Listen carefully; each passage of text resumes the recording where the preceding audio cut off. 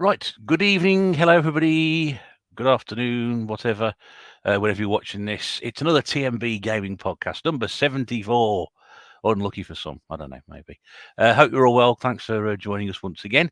So tonight we are talking the Nintendo 64. It was suggested by one of our tNb guys who hasn't turned up yet. I hope he'll turn up. Have a few technical problems backstage, as always, but we got a guest to come in as well, which is fantastic. Once again, at very short notice. Hopefully, if our subject chooser gets here, we should be all right. Anyway, we'll see how we get on. Thanks very much for joining us once again.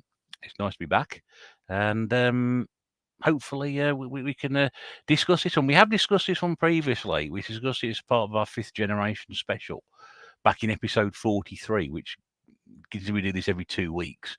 About, I don't know, but November 2021, I think it was. So we might be covering some more ground. We're actually giving a bit more time to it rather than share it with the PlayStation 1 and the Saturn. So we'll see how we get on anyway. As we always do, let's check who's in the chat and see who's about. Susie's here. Good evening, Susie. Mrs. Bear is downstairs, which is, I think she's upstairs now. 37 Retro, good evening to you. Hope we'll see you next week at the Black Country Gaming Fair. I think you said you were going to pop along to that one. Rach is here. Rach, time for once. Hello, everybody. Good to see you, Rach. You haven't heard from me for a bit, so I hope you're okay. Ross is here. Good evening. Pixel Plug, I think we'll see you next weekend as well. I should hope so, because I think you just live around the corner from where that event is. Malhai Club, Michael, good evening. Nice to see you, and again, we will see you next week. There's quite a few people going to this event. You may have gathered from this opening introduction. Gavin's here, Snoopy Man, hello mate, nice to see you. Danny H, the Retro Gaming Master. Hope you're okay, mate. Philip, Philip, good evening. One of my new subscribers. Hope you're okay, Philip. Nice to see you in the chat. Dale's here as well. Good evening, Dale. We'll see you next week as well. There's a lot of people coming to this event next week, you may have gathered. Hope you're okay, Dale. And PJ Venom's here as well, all the way from, I think, Ireland. I think he's Irelandsian. I'm guessing from the Shamrock there. That might be something to do with it. But yeah, good to see you as well. And Steve Cooper's World's here as well. Good evening, Steve. Nice to have you aboard. So like I said, the N64 is the chosen item of choice this evening to talk about. Obviously, we'll get to that in due course. We tend to talk about what people have been playing, what they've been up to. This is really weird because I can hear myself talking in the background. I think Mrs. Bear's walking around with the phone at the moment, so that's watching it on that. There we go. Al's here. Good evening. Good evening, Big Game Al. Mr. Chicken. This will be interesting because me and Mr. Chicken had a discussion about the N64 a couple of years back on the Desert Island games that we did together. And it's a fascinating discussion about how to hold an N64 controller, which I'm pretty sure we'll get to tonight anyway as well. Yes, thank you very much for confirming it is the land of air, Dubliner. Good man. Good to see you. Right, let's bring in our panelists. Let's first of all start off with one of our tNb regulars from the Lad Loft. Very warm welcome back to the podcast. It's Pete Fighter 2. Hello, Pete. How are you doing? I'm very well, thank you. How are you? Yeah, I'm good. I can't complain. Good. Well, if you did, it wouldn't be much point anyway. So. Yeah, I can't complain, but I will if given. Yes, please do. Yes, carry on. The floor is yours. Complain away, sir. Complain away. No, honestly, life's good at the minute. It's great. I know you're looking forward to start coming on and just having enjoying the chat and having a bit of a conversation about this. Yeah. Because when we discussed the N64 previously between ourselves, we've done it on this one or other things that we've done many, many years ago. I know the N64 isn't a system of choice for you. So this is a real, opportunity to sort of impress upon you what you may be missing out on. Yeah, it's not that I hate the system. I don't, as I said in the chat before, I don't hate any system apart from the Xbox One. But I just think it's a little bit overrated. I mean, there's some very good multiplayer experiences, but from like the sort of perspective of someone like me who plays mostly single player and also isn't a fan of Nintendo first party games in general, there isn't a lot there for me. And I'm quite looking forward to potentially having a couple of recommendations for the next couple of hours, because part of my 52 game challenge is doing games on as many systems as I can, and I need one to play on the N64. I don't want to play Perfect Dark or Hybrid Heaven or Jet Force Gemini or Turok 2 or Castlevania again because I've done them all to death. So that's taken 4 of the 5 games that I own out of the system. I've already gone. That's it. There we go. So I'm looking forward to that. I mean, yeah, it's one of these like change my mind kind of things. Like, you know, when you see the meme of the guy sat at the table like with such and such, change my mind written underneath it. Yeah, it's like the N64 is overrated. Change my mind. Yeah. Well, this is it, isn't it? You know, I just wish the person who'd suggested it had turned up, but there we go. You know, I'm sure he'll be here. If anybody knows, so we try and page him, please, if they can do. The good thing is, I know Ross mentioned this in one of the chats earlier. You've been thinking about he is a big fan of the N64, so he said he's been thinking about doing a collection, N64 collection update video. So this might spur him on. This is the main thing. This is the idea about it. It's the whole reason for us being here to generate interest in systems that people may have forgotten about, or as Pete said, you know, not overly convinced, but you know, please convince me. We have 2 hours. That should be enough time, I would have thought, wouldn't it? I'll have to say. Yeah, Mr. Chicken Done about our N64 controller. You know, the one thing I forgot about to do about that, Mr. Chicken, was we never actually filmed. We did film it, but we never actually kept the recording, did we? We only kept the audio of it. I wish we kept that. That made an interesting little video, half-an-hour video. That you can listen to it, but I don't think it has the same effect on it. New experience for Al. He's going to work shortly. Jangir Ahmed, good evening. Hope you're okay. Good to see you. Philip says he can remember playing the N64 back in 99-2000 when he was only 8 years old. Wow. Christ. Yeah, I was 24. Yeah, that makes me feel really old. 24, 25. Rob's in the chat. Hello, Rob. Guess he's earlier say the N64 wasn't really a system that he's got much interest in. Superman 64 it is, yeah. That's a good shout, actually. That might be one I might sink my teeth into. James, Retro Import Gamers here. Good evening. There we go. Conker's Bad Fur Day. Anyone played that one? I've never played that, but I've got the remake on the Xbox. Yeah, I've got the Xbox one as well. I've got an EverDrive for the N64, so I've got like every game available to me to play. Oh, but yes, I have got the Xbox version of that, and that's the only version I've played. But it is a very good game. Yeah, I've had that years. I've never played it. Where we go? Hey, you Pikachu and Carmageddon 64 come relatively highly recommended, says Danny. I can't play Hey You Pikachu because I haven't got the mic thing. I don't think it's Carmageddon. Is it really a completable game though? That is. I find racing games, it's basically just play forever, isn't it? Is there some kind of story mode? Is what I'm saying. Perhaps we can enlighten us if anybody knows, because I don't. We got a Retro Chef here, and also Scott Sega Zombie. Evening to you both. Popped in on Scott's stream last night for a short while. Pixplug never had an N64 back in the day. Never appealed to me. Think the controller put me off. Oh, we'll get to that shortly. Airboarders 64 might be the only game on the system worse than Superman, says Ross. Susie says, play Animal Forest and learn some Japanese. I might look for that, actually, next Sunday.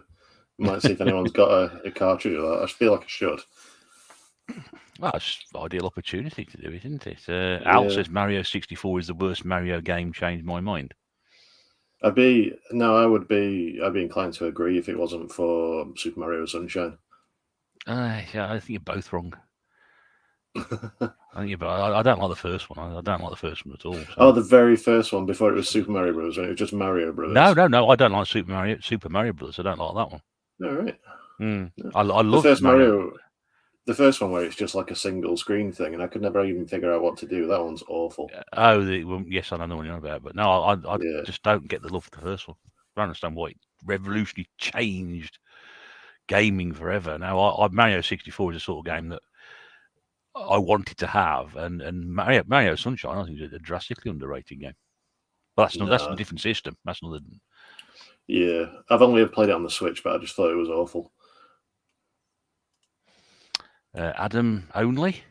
Okay. Hello, mate. Hope you're okay. Anyway, it's good to see you here. I'll get to our guest. Don't disappear. The only N64 games I played are GoldenEye, Pokemon Stadium, Super Mario 64, FIFA, and Banjo-Kazooie. That's just strange, isn't it? You can pick 5 more completely different games. FIFA shoved in there, but I don't know. Rage says she only played the N64 once a few months back at a gaming exhibition. The controller, Jesus Christ. Yeah, we'll be going through that quite a lot tonight. The N64 is the most overrated console of all time, says Scott. Yeah. Well, quite a few people agree with it. I think it's one of these consoles that splits people straight down the middle. You either like it or you don't. On a serious note, how about Gauntlet Legends? How about it? Never played it. I really don't like the original Gauntlet. I know it's a classic, and I'm on my own there, but I can never get on with it. I know I sound like I'm just complaining about everything here, but it's a strange one, isn't it? It is a. Yeah. I don't know. I played it a few months ago, and I thought it's not quite like I remember it, but that's it. And very, very quickly from Scott, Super Mario Sunshine is great. Yes. Good one. There we go. Right, I'll come back to the comments in a second. Let's bring our two guests, two of the panelists, because they'll be sitting there freezing cold and waiting again. The first one is one of our special guests. I'm very pleased to say. I think it's the first time we've had him on the tNb, coming in at short notice, but somebody who knows his Nintendo, which is fantastic. Although we did admit before we came on that it's not his, the N64 isn't his favourite Nintendo console, but we'll have to see how it goes. Anyway, good evening to Steve at Cooper's World. Hello. Good evening. How are you? Yeah, not too bad. Not too bad. And the good news is your lag stopped as well. Yes. So I tried it just before we came on, hardwired in, and the lag just kicked straight in. So I've gone wireless again now. So I think that's probably why I had it Christmas as well. Yeah. Well, it's good of you to come on, mate, at short notice. And I know we've slightly pissed your wife off tonight, but yeah, sorry about that. Well, I normally do that myself, so it's like, not for somebody else to take the blame, isn't it? Yes, that's it. No, I appreciate you coming on. I mean, like I said earlier, we were thinking about who we could possibly ask at short notice, and somebody who's a massive Nintendo fan. So then to sort of say that the N64 isn't your favourite Nintendo console, but that's probably a good thing, because if people associate you with Nintendo and you turn around and say, well, actually, N64 is not my favourite one of them, so I'd be interested to find out why. Yes, I've got reasons why. So yeah. That's good. Well, we'll get to that. Let's bring in our culprit who decided to pick this subject and then turns up 15 minutes late. But anyway, it's good to have him here as always. We love him. It's Martin, the Geek Master. Good evening. I'm hurt, Russ. I'm hurt. Oh yeah.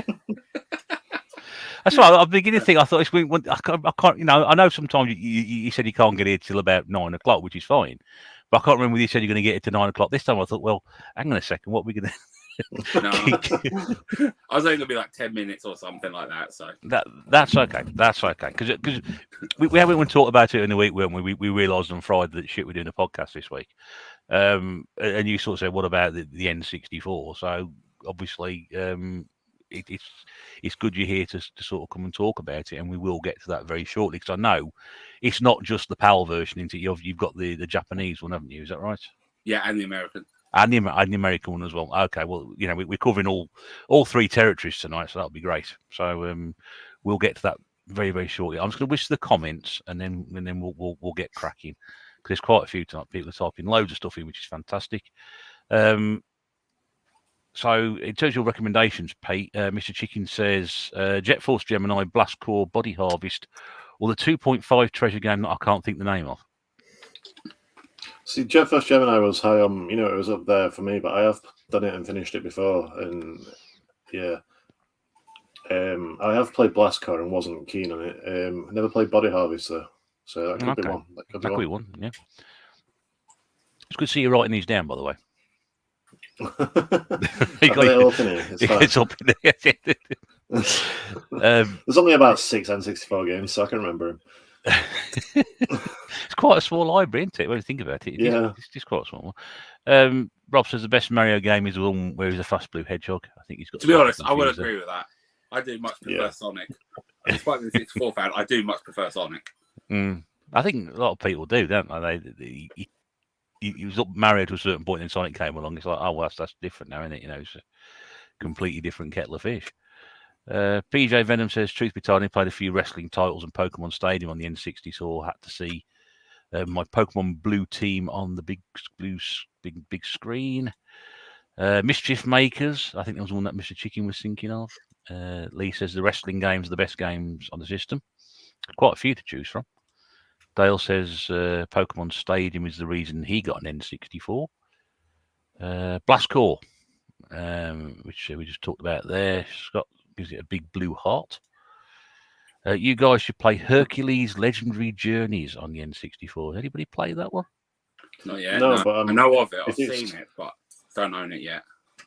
If it's as good as Xena Warrior Princess on the PS1, then I'm in for You're a in. treat. Adam only got 5 games to the N64. Rave Racer, I think, was pretty good. Hooded Gamer says Sin and Punishment. I know we mentioned that one earlier, didn't we, Pete? That's Yeah, that's I'm one not a of fan. the obvious ones that you probably wanted to avoid. Tonic Trouble and Buck Bumble are meant to be good, but not played them. If you like F1, the F1 Grand Prix racing game is amazing. There's one, isn't it? F1 World Grand Prix. It's like one of the most common games you can get. Yeah, there's 2 F1 World Grand Prix. The second one only is a PAL exclusive. They did make a third game, but it wasn't called that. It was called F1 Racing Championship. But as you say, they are pretty common. I think I was finding like the second one for like 50p, even 2-3 odd years ago in CX. Yeah, but they're great games. They really are good racing games. I was surprised. I mean, I've actually got a box copy of the first one. That's how obviously rare and common it is to find Nintendo cardboard. You can still pick that game up really, really cheap. So But common. I've got a spare one sat here that I can't give away. So Oh, there must be somebody who wants a copy of it. It's great games. You haven't got it. I agree. Great games. Thing is, Sweet. I think I've only got like 2 Box 64 games in English, and I think they're like World Cup 98 and FIFA 99. I had that FIFA, of course, but Oh yes, cool. But yeah, it's like I've got lots, but it's all pretty much cartridge based. I've only got one. That's Perfect Dark. I've got that one as well. Mine's actually a really good. Mine's a really good copy. I think I've got about maybe 10 box copies altogether. I've got a few, but they're all Japanese mostly. Mm. But I was going to say, going back to Chicken's comment, Buck Bumble's a good game. Yeah, it's one that I've sort of dabbled in, but not very much. I don't really know much about it. I've had like a 5-minute blast on it. Probably in Electronics Boutique when I was a kid or something.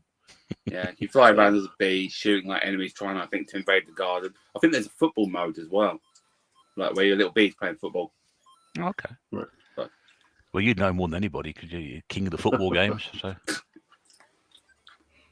have you got? How many box games you got, Steve? so that shelf there. Which is 2, 4, 6, 8, 10, 12, 14, 16, I think. And then there's 16, loose ones there as well. I've probably got about 30. I've got around, I think I've got around about 50 games to the system. I've got quite a lot of loose cards, and about 10 boxed altogether. So I tend to buy maybe 2 a year, if it's something like that. Mike said the best console for wrestling games. Philip says couldn't get into Mario 64. Danny says the N64 is an okay console. Just wish the controller was a bit better designed. Oh, there's a few comments about the controller. Still find it odd that the 64 got a version of Wipeout. I was actually fiddling around with that the other day. It's quite good, that. Yeah, it's a good version. I was saying, what about the fact you got Ridge Racer as well? Yeah, Ridge Racer 64 it's a weird one, that one, isn't it? It's just not like Ridge Racer. It's great. It's the same with Ridge Racer DS as well. I used to love that. I think there's like a few of the titles that you associate probably more with the PlayStation that actually did get a 64 one than to Destruction Derby. Destruction Derby 64 is weird. It really is weird. James it's like the ISS games, though. It's like they don't play anything like they play on the PlayStation. They're just like completely their own entities. It's weird. It really is. But it's probably because of the controller. Yeah, probably. Yeah, but I don't know. I mean, we'll get to that in a little bit because I don't know. We have these variations of consoles, don't we? Certain games are slightly different on each console, and I think as Pete mentioned, there's quite a couple, or quite a few that sort of vary, especially the sports ones. Anyway, James is here, Retro Import Gamer. I think I mentioned him earlier. Wave Race 64, one of the best games. Brilliant. I love that game. I love all the Wave Race games. I think they're absolutely fantastic. I really like that one. Al said, who let that Nintendo guy on? But don't worry, his internet won't last. His wife will pull the plug. He's plugged himself in tonight. He's got Probably, hard wire. He's got a generator, like probably to the side or something. Well, the good thing, Right. at least he's plugged at least you plug yourself in, Steve, using equipment that you've bought, unlike Al, who appears at the moment to have spent all this money on fancy lighting and appears to be using his old camera again. I don't know if you've just seen his recent video. Jamie's here. What's wrong with you, maggots? The N64, Mario N64 is an incredible game. I completely agree. Personally, enjoy playing the Nintendo GameCube more than the N64. Not, I'm saying the N64 is awful, but it's just okay. Alan says Nintendo always pick quality over quantity. Don't know what happened to the N64 with that motto. Well, yeah, it's more the catalogue, but there's some really good games on there, to be fair. So I think, like, in terms of like the concentration of the good games, I say it's quite good for the 64. You see some of the exclusives as well, like America got, Japan got. There's not that many games, different games overall between all the regions, but there's quite a lot of pretty good ones. It's just that for me, there was nothing that matched stuff like Tomb Raider or Final Fantasy VII or Metal Gear Solid. There were just nothing up to that kind of like level of single player experience and cinematic quality and everything like that. It just didn't tick that box for me. I mean, yeah, cinematic quality, obviously that's part of it's on cartridge rather than disc. But for the single player experience, I would have to put Ocarina up there. Ocarina is a really fun game. I think the N64 Zeldas, I mean, I don't like Majora's Mask. I really don't like that game. But Ocarina of Time was good, but it's sort of like, it's like overplayed. It's like something, it's like, if you ask anybody what a good N64 game is, that's the first game they'll say. And it's like everybody's played it and everyone sort of knows it. And I'm just kind of bored of it. I think a lot of people, or a fair few people, may argue the same about the PlayStation, maybe something like Final Fantasy VII, though. Yeah, I suppose. Yeah, I do get that. Yeah. But the difference with Zelda is you get to do bowling against chickens.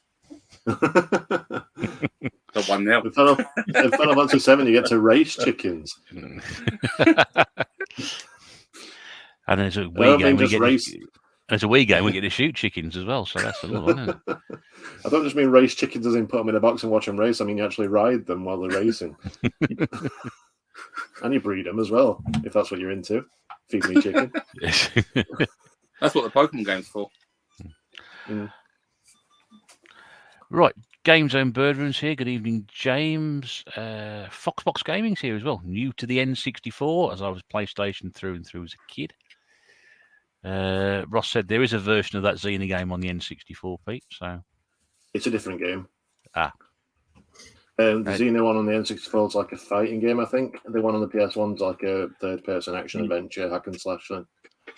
Okay. Star Fox 64 or Lilac Wars, I think it's more commonly known. That's a great game. I love that. Yeah. One of the first ones I ever played. Love Lilac Wars. Yeah, superb. You want a single-player game? I'd suggest that. That actually takes some time to do. Try and get some of the scores to unlock the medals to get hard mode. I'll put that one in the tank then. Hard mode sounds like a bit of a turn off for me, but I'll put it in the tank. Yeah, you have a few choices to go through, Pete. Anyway, N64 is getting a lot of unjust hate. Zelda, GoldenEye, Mario Kart, great iconic game, says Jamie. Rob said every CEX is a copy of Mission Impossible. Yeah, there's an awful lot of copies out there on you can see knocking around, very cheap game to pick up. 37 Retro says, really enjoyed Killer Instinct Gold. Best game on the system is Mystical Ninja 64. I much prefer it to Mario Lost Hours flying aimlessly in Pilot Wings. Again, I love Pilot Wings. What a great idea that was when it came out. James has got 25 N64 games. Ross haven't played the PS1 game, only the N64 one. James likes some of the cheap shit racers on it. That's quite a Beetle Adventure Racing. Beetle Adventure Racing is fantastic. I stand by that game forever.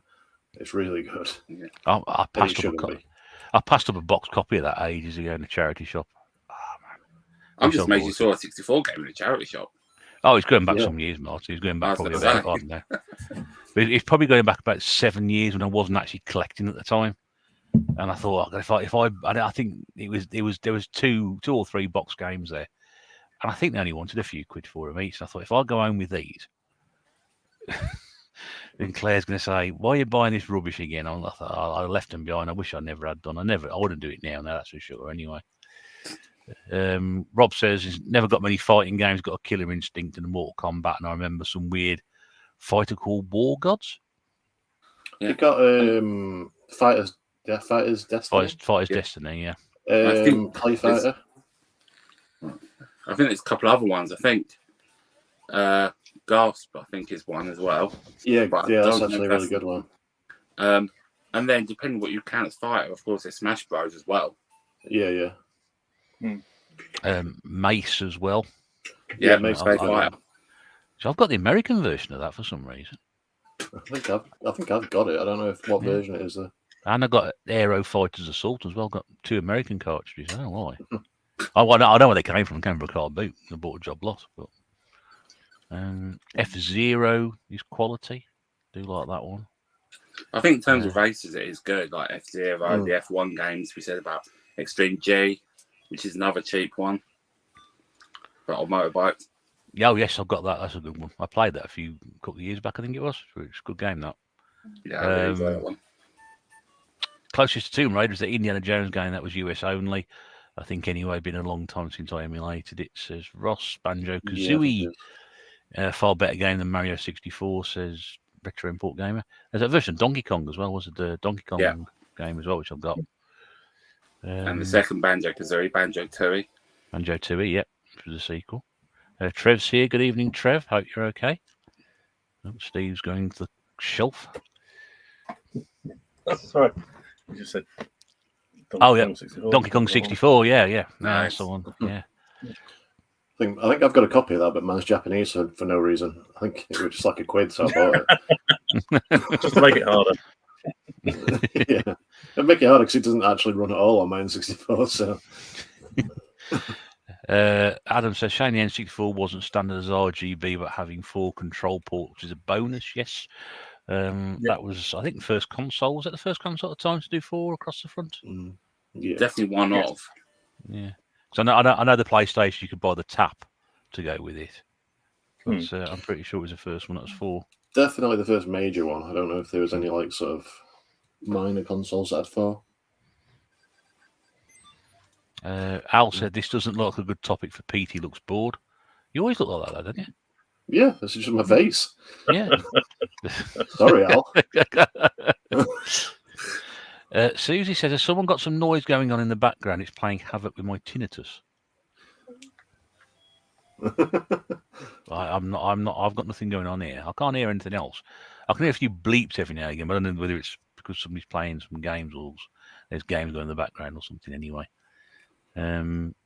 what we got here? Judge Strock. Mark says, who had a Dr. 64 CD drive for the N64? No, but I know of it. I think it lets you write copies of the games or something and then save data and that.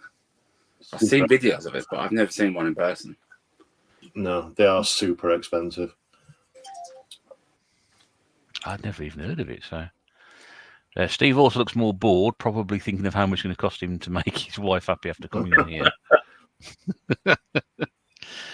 This one. I'm after Diddy Kong Racing this year to go with Mario Kart 64. Now, Diddy Kong Racing is I think generally accepted as better. Steve's got I think it's better than Mario Kart. Yeah. Yes. I mean, you had the single player mode, which was actually better than whatever you had on Mario Kart. I think a lot of the tracks are more imaginative, and you had the multiple vehicles as well. And you had the chicken. What are you in chickens tonight? That's twice now you mentioned it. Wasn't Conquer in it as well? Conquer was. You had one of the the Crunchy was one of the crocodile alligators under from Donkey Kong.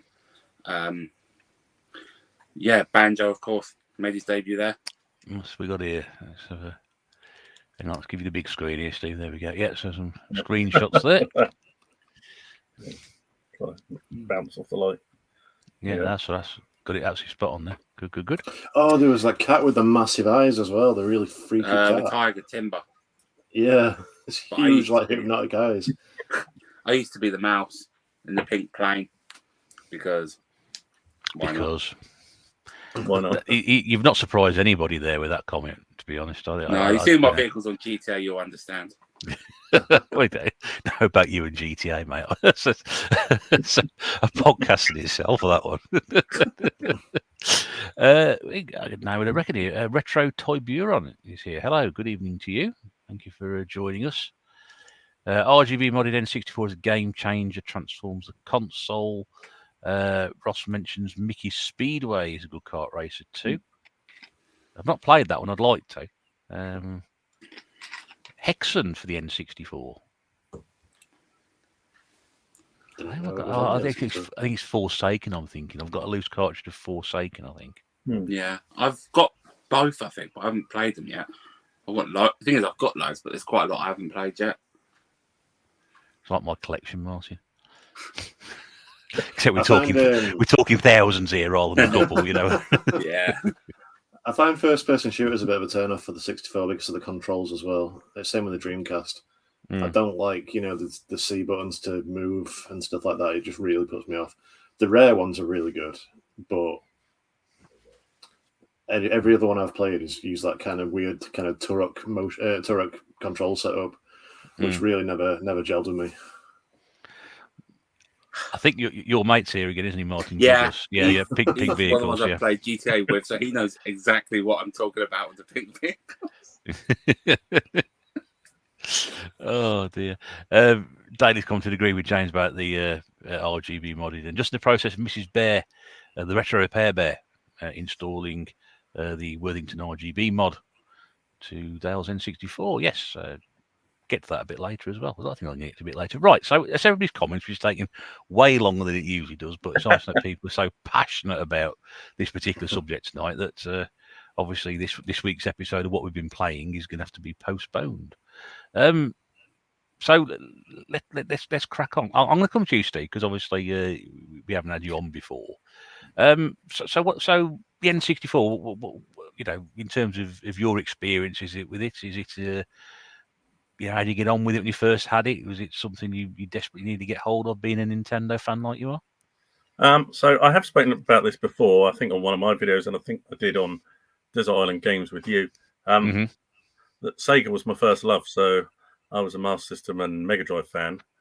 And then towards end of the Mega Drive, I moved to Australia, where I bought Super Nintendo. So that's my first Nintendo, was Super Nintendo. I kept that really late into its life. And when I finally came back to the UK, I went straight into buying a PlayStation 2.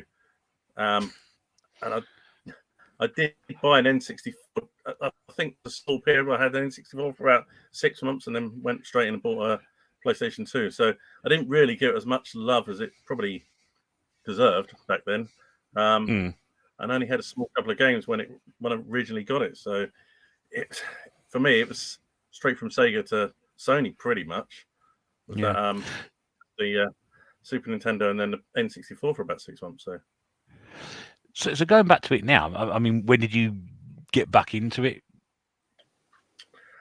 Really, when I started collecting again. So for me, I knew I didn't have a lot of space, so it was either going to be Sega or Nintendo, and because Nintendo's carried on making consoles, that's why I started collecting Nintendo, because I do like my modern gaming. So I've now started getting back into the N64, but for me, it's probably my least favorite console now. So it's the one that gets the least attention out of all my gaming consoles.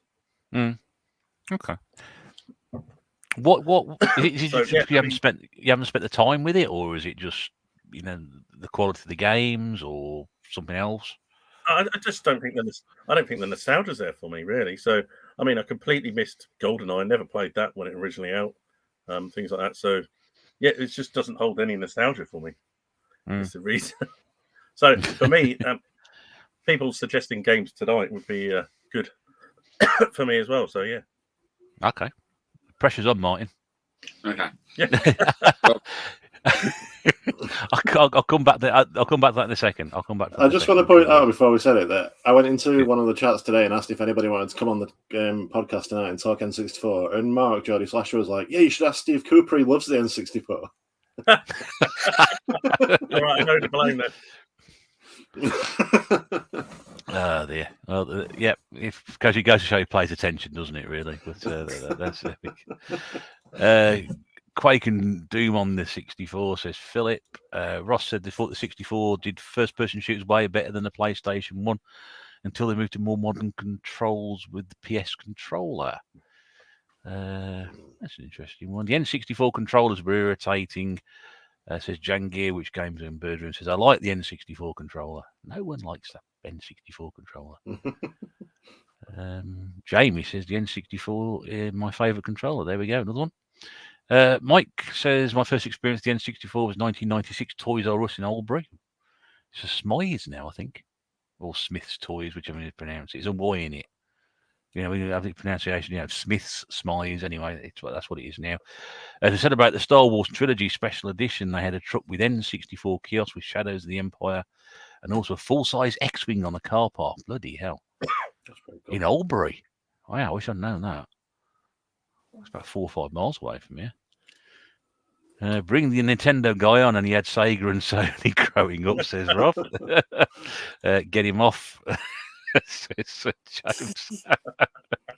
Tetley's here as well. Hope you're okay, mate. I know you mentioned last night you're going to try and pop in, so that's good. All right, Martin. Then, so you're now. We said earlier, didn't we? You got the N64. You've also got the Japanese one and the American one. So, what's your in interest with it, and was it there from the start? Is it something you got into later on? So I was originally the Master System, but that was like years before the 64 came out.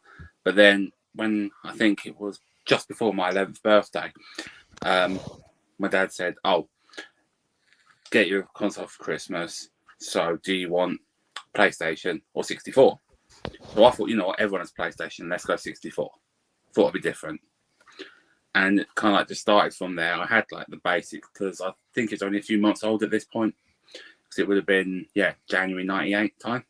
Mm. So I started off with only Diddy Kong Racing, actually. It's like the first game I ever had for it. But then my best mate down the road had it. So we'd swap. So I bought Lilac Wars, Wave Race, Mario Kart, all that off him. Grew it from there. Other people I knew started to have it. So we'd have the multiplayer social part of it, like with Mario Party, Smash Bros, etc. And I just really grew to like the games on there. Got into like Pokemon Stadium, as mentioned, Wave Race, Lilac Wars, and they just captured my imagination more than like any of the Master System games had, pretty much bar 1 or 2.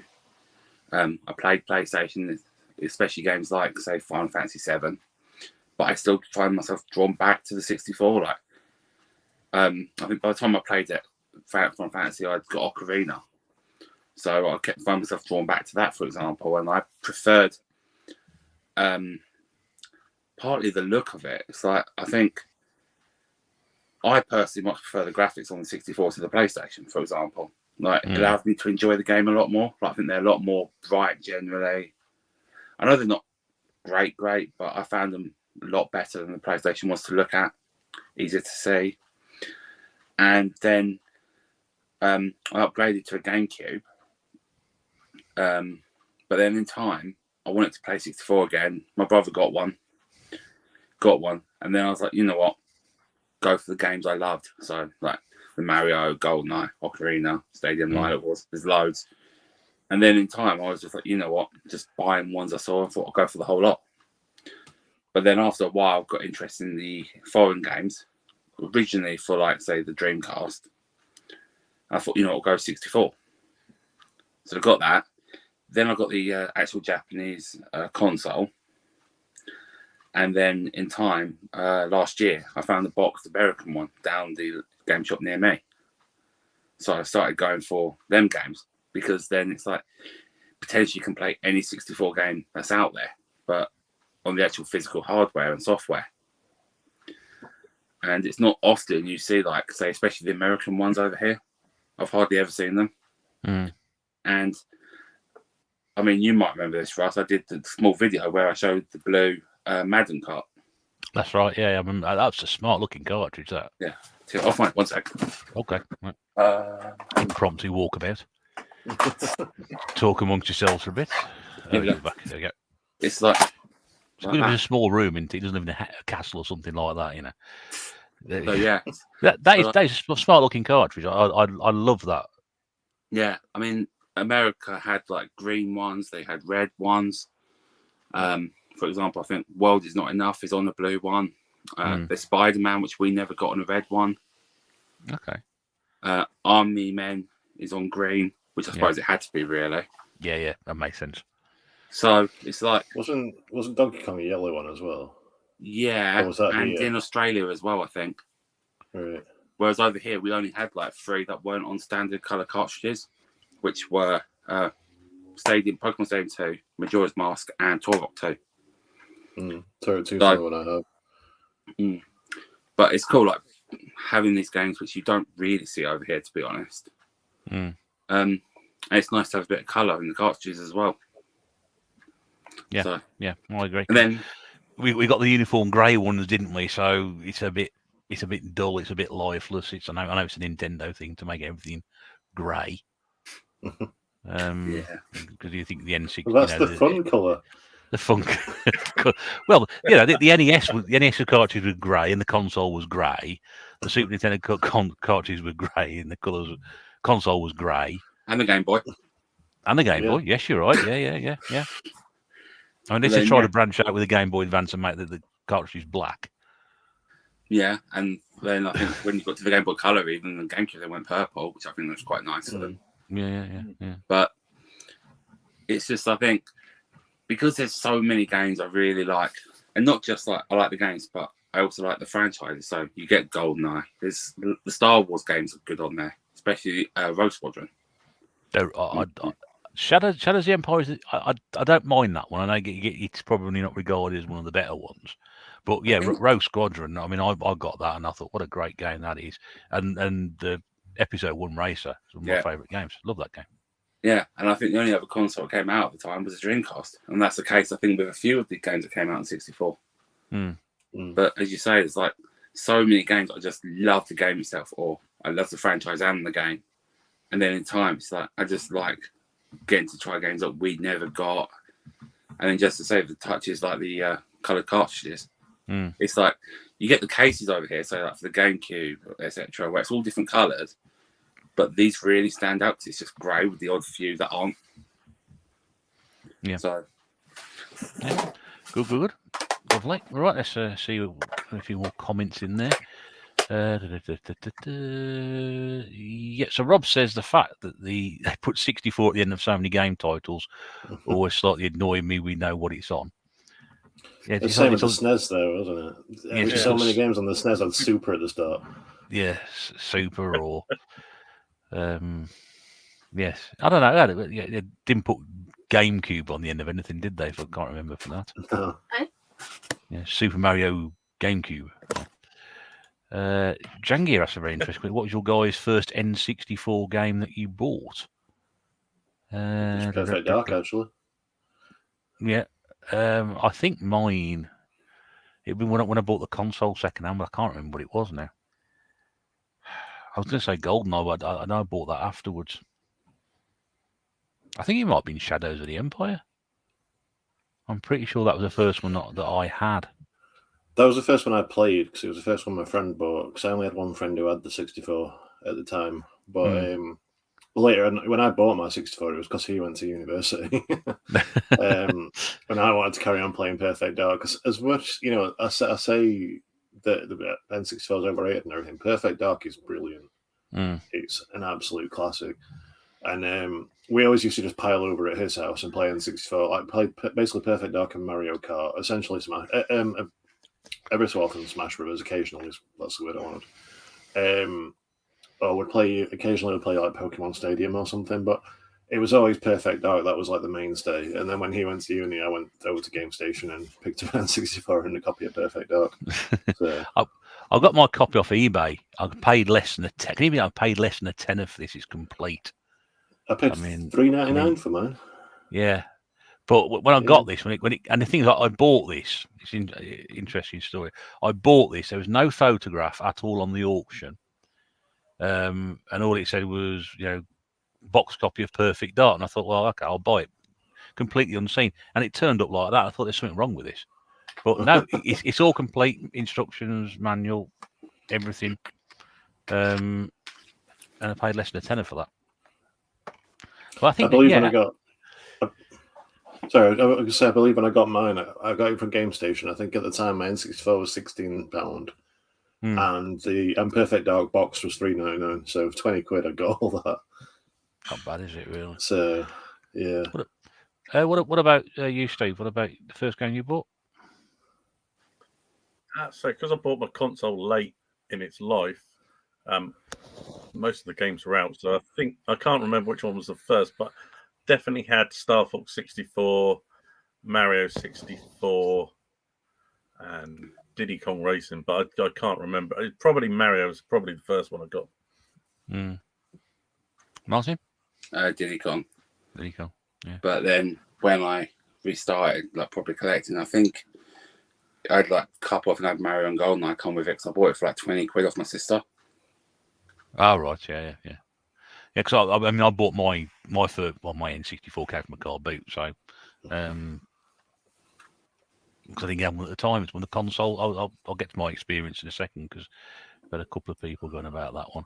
Let's see what else we've got. So that's thank you for that question. Jangir. Jamie says Pokemon Stadium was a great game if you're into Pokemon. That sort of helps a bit, really. That's why I've steered clear of it because I can't get into it. PJ Venom, much more nostalgia and bonding on the GameCube front, which I only got because of Resident Evil 4's console jump at the time, but rekindled some Nintendo love with various titles along the way.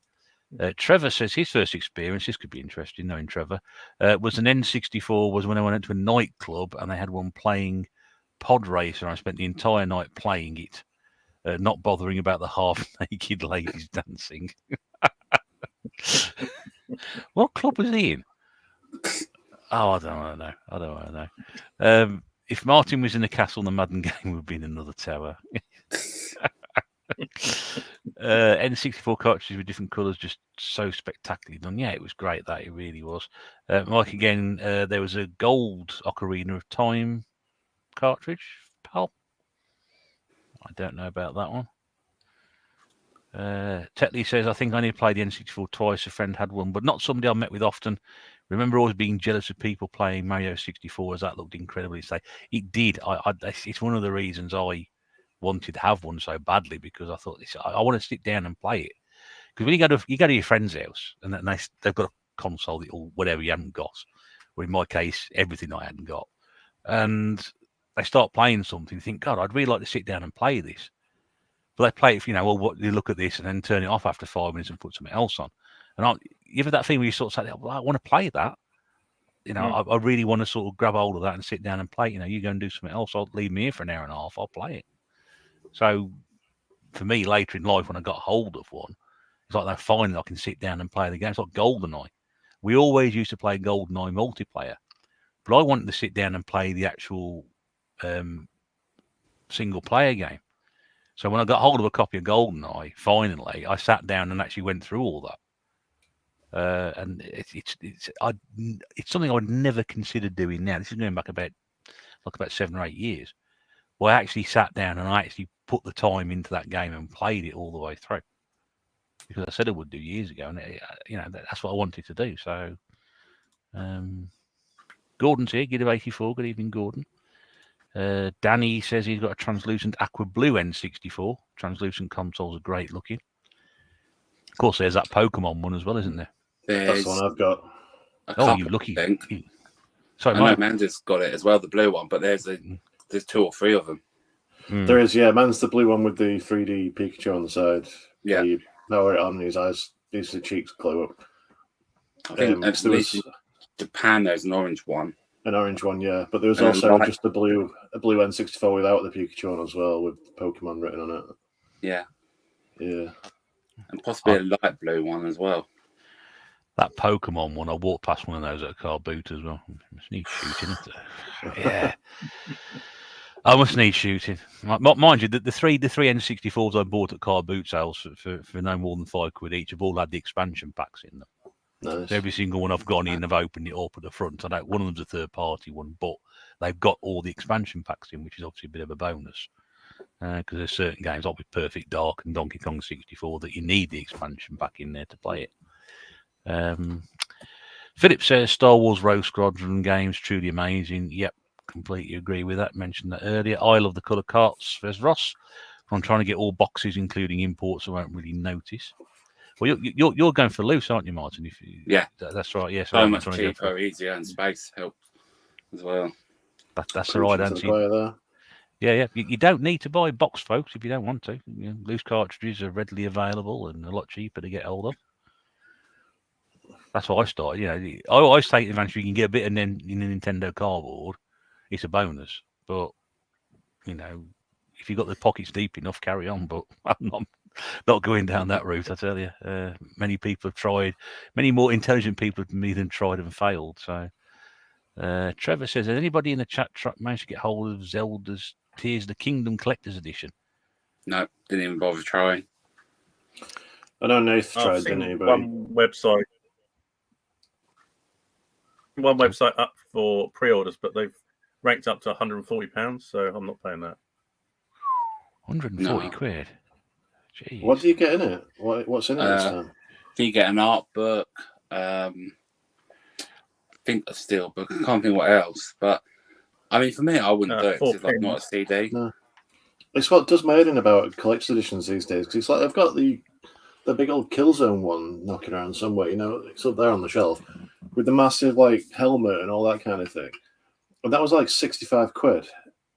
And nowadays you're paying like over £100 and all you're getting is paper. It really annoys me about collector's editions these days. For 140 quid, I want a lock of Zelda's hair included at the same time. Yeah. Yes. I mean, that's ludicrous. That really is. You have to be a real fan of it to pick it up. I mean, as Pete said, Nice been regaling us with tales of trying to pick it up this week, but failing, unfortunately. So, Dane, so good evening, mate. Hope you're okay. N64 playing GoldenEye Ryan down on Bayliss' house on a Thursday night. 4 cans of Carlsberg Export and a Chinese takeaway with some of my colleagues' years. But that was the joy of GoldenEye. That's what we used to do. We used to go out and go down the pub, and then about 10 o'clock head back to my mate's house and sit there for the next 4 or 5 hours playing GoldenEye, eating as many foods we could have and carry on drinking. It was great. And that's what that is what you miss now. And we've mentioned this before, haven't we? Couch co-op playing. When you got people, you have 4 people sitting there playing GoldenEye in the same room, as opposed to now you can have 40 people playing GoldenEye online, but it wouldn't be the same thing because you're not in the same room. No, it's definitely part of it. I mean, it's nice. It does give you the option now on the Switch one to like play online. But as you say, it's not the same. No. Although you can still screen watch. Well, yeah, but I mean, that was the whole joy. Yeah, same in playing Mario Kart on it. You're all in the same room together. So I don't know. Lost a little bit of. I mean, Dana's on the head there again. It's a great social gaming experience. You just won't recapture that nowadays, I'm afraid. But no, it's a sign of the time, and things move on. Things have to get better. Foxbox Gaming's the ones I've embraced so far: Lilac Wars and Star Wars Episode 1 Racer. Racer is brutal and rigged up to an X-Rocket with a vibrate function. I lost a game. I lost a game publicly of Episode 1 Racer to Mrs. Bear. Not many people know that. Yeah, I used to routinely get my ass kicked on Street Fighter 2 by Susie, so it's nothing. Any other Street Fighter game, I could hammer it to bits. But for some reason, just Street Fighter 2 and any iteration of that, she'd just pick Chun-Li and she'd just wipe the floor with me. It's so frustrating. The great thing about it is the only person the only person who remembers it, that Mrs. Bear beating me playing it, is me. She didn't remember it at all. She got no recollection whatsoever. I can remember it. Oh yeah, I can remember it certainly. Steve's just popped off. You're back in a second, so we'll come back to him. James says, shame the N64 version didn't have Luigi, Yoshi, or Wario in it, unlike the DS version. That's the Mario Kart. I see. Yeah. Philip says, I would only get loose N64 game cartridges. Much more simpler. It is. Yep. It's a good one. Martin's been. How many have you got there, Martin? Out the PAL set? I think I'm about 160. And what's the About- size of the set? Yeah. What's that? Sorry. What's the size of the set? There's 239 if you do European, but then Australia got 3 more and a rebranding of Beetle as HST Adventure Racing. Yeah. So it depends how you look at it, really. So you're about Two-thirds of the way. two-thirds way there, yeah. I mean that is pretty good. I mean for I know you've been at it a while, but Yeah.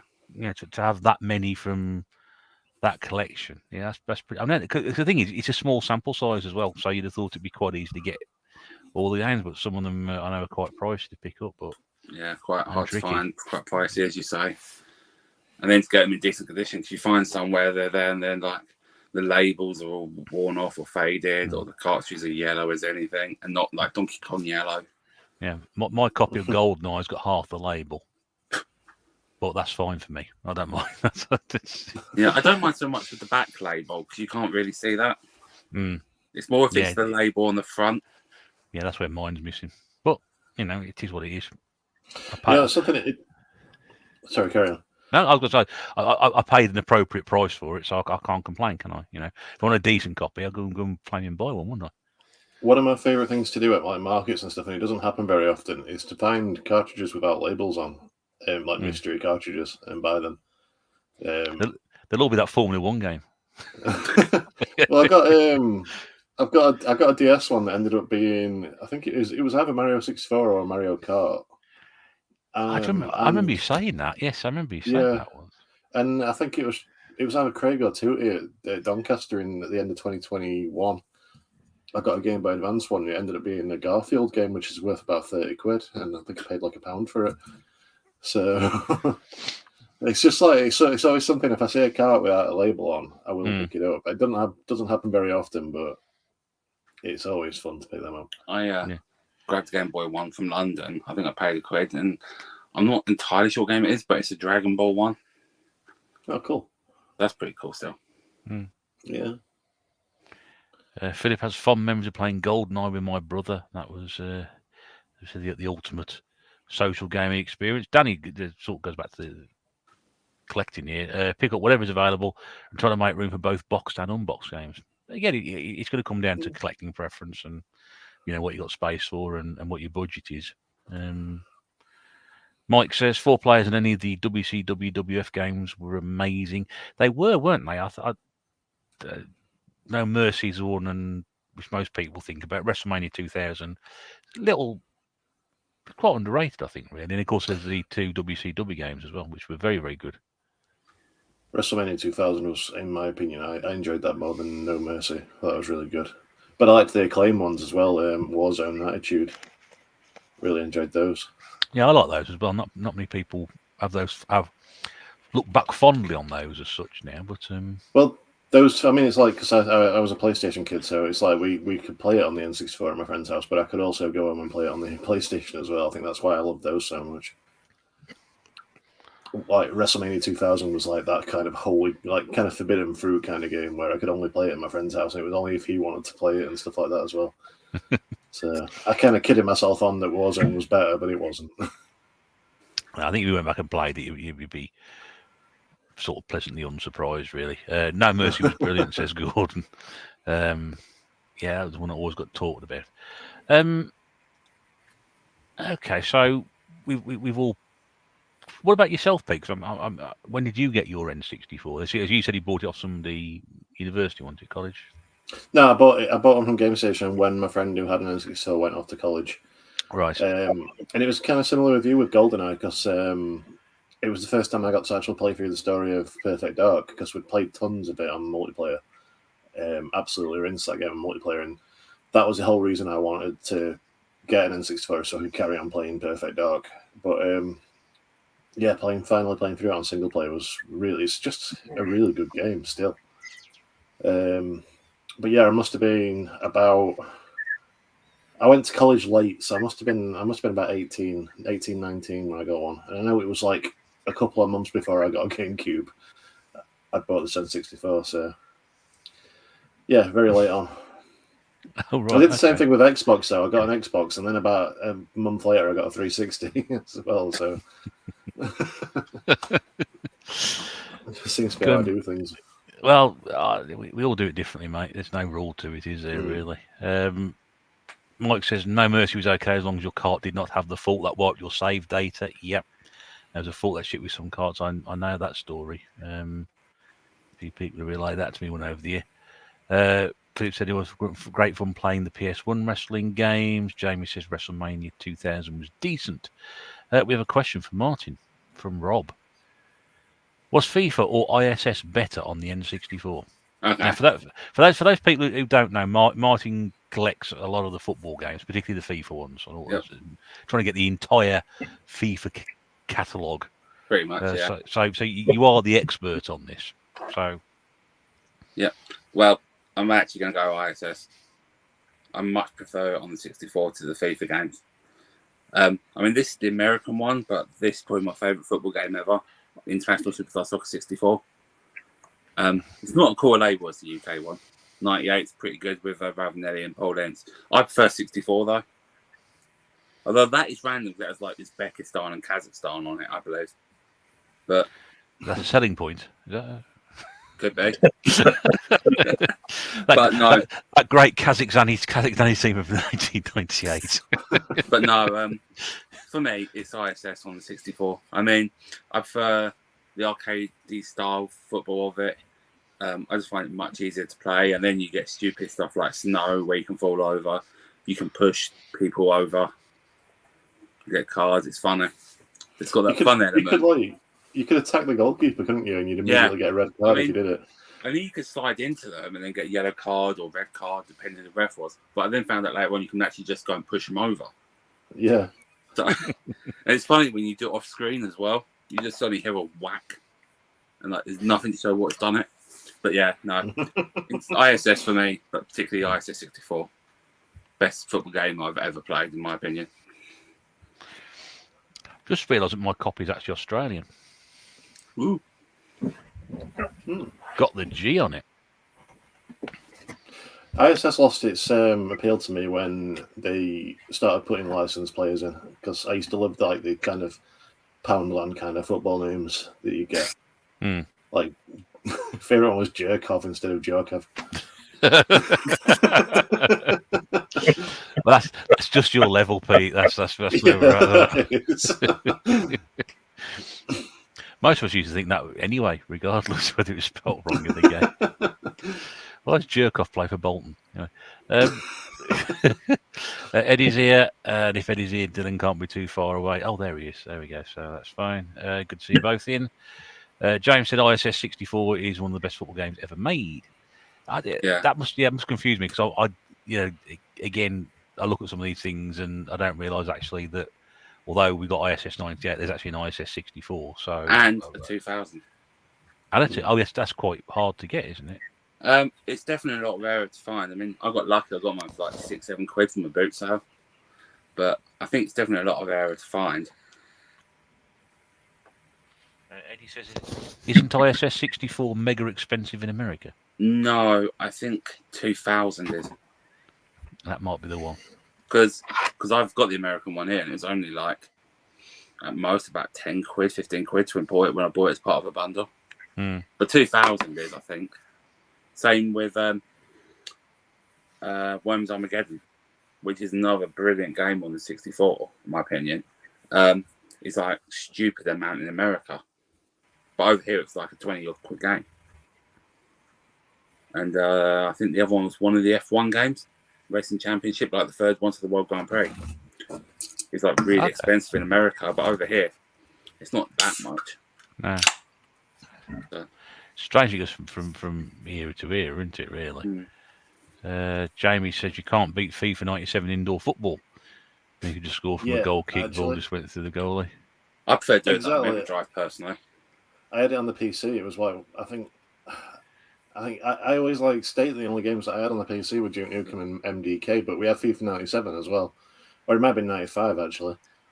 And yeah, the indoor football matches, you could just literally just kick from the goalkeeper and just score in the other goal. It was great. Just instant win. We got Dylan here. Outside the multiplayer aspect, the N64 is a letdown of a console. The go from the that's- SNES to the N64 was a big step back for the big N, in my opinion.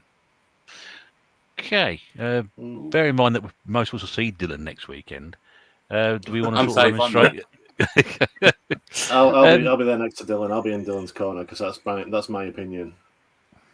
So That is my you opinion, you think that the N64 was a step down from the Super Nintendo? Well, I wasn't a Super Nintendo guy ever. I was a Sega guy, and then a PlayStation guy. But I do think the N64 is.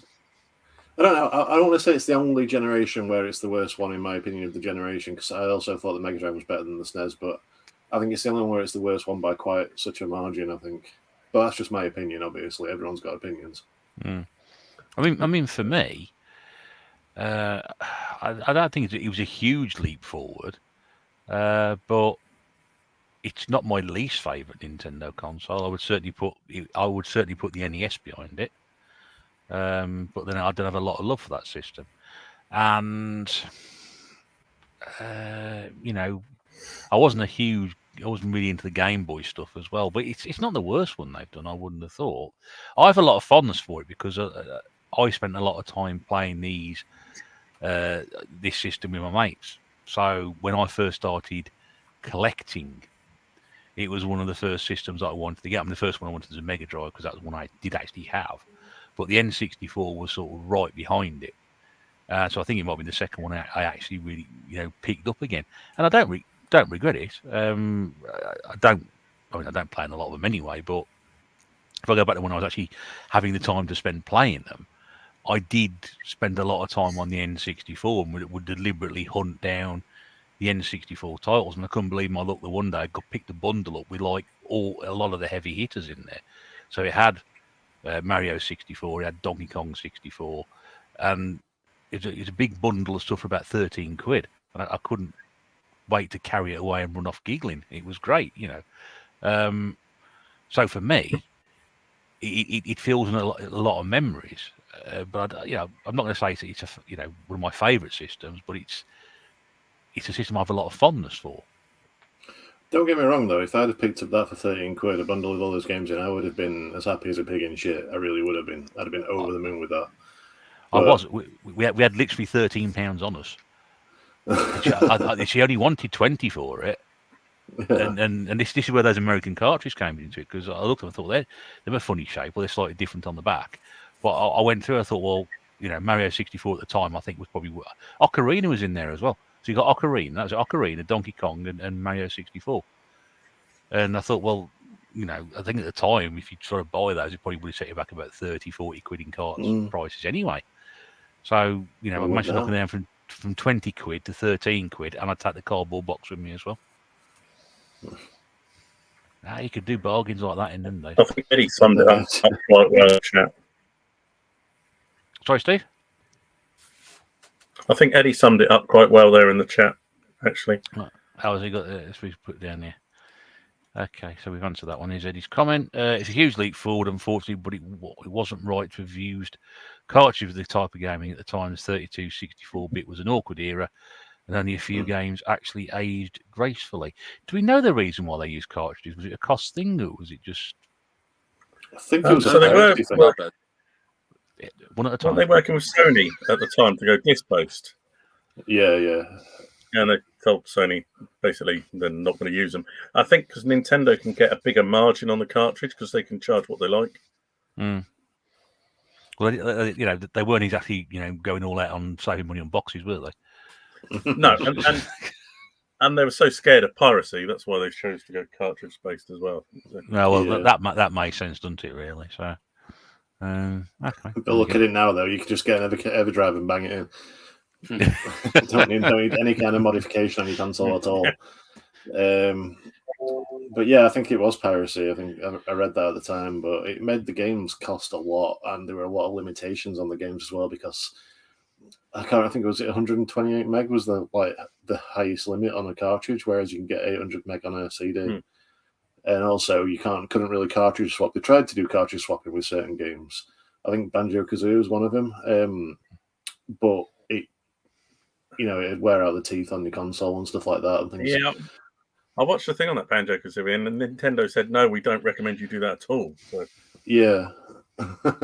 So you could disc swap with like PS1 games. Have like 4 discs on a game, and have like 2.5 gigabytes worth of game on there. Whereas with the N64, they were very like constricted by how much they could get on the cartridge. I think that's why you didn't get a lot of FMV sequences in N64 games and stuff like that as well, because they were the space hogs. But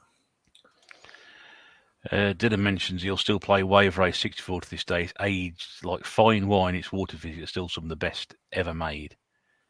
I agree. It's a cracking little game. That I need to crack it on actually, because I don't think I've ever really played it. I've played Hydro Thunder, and I really enjoy Hydro Thunder.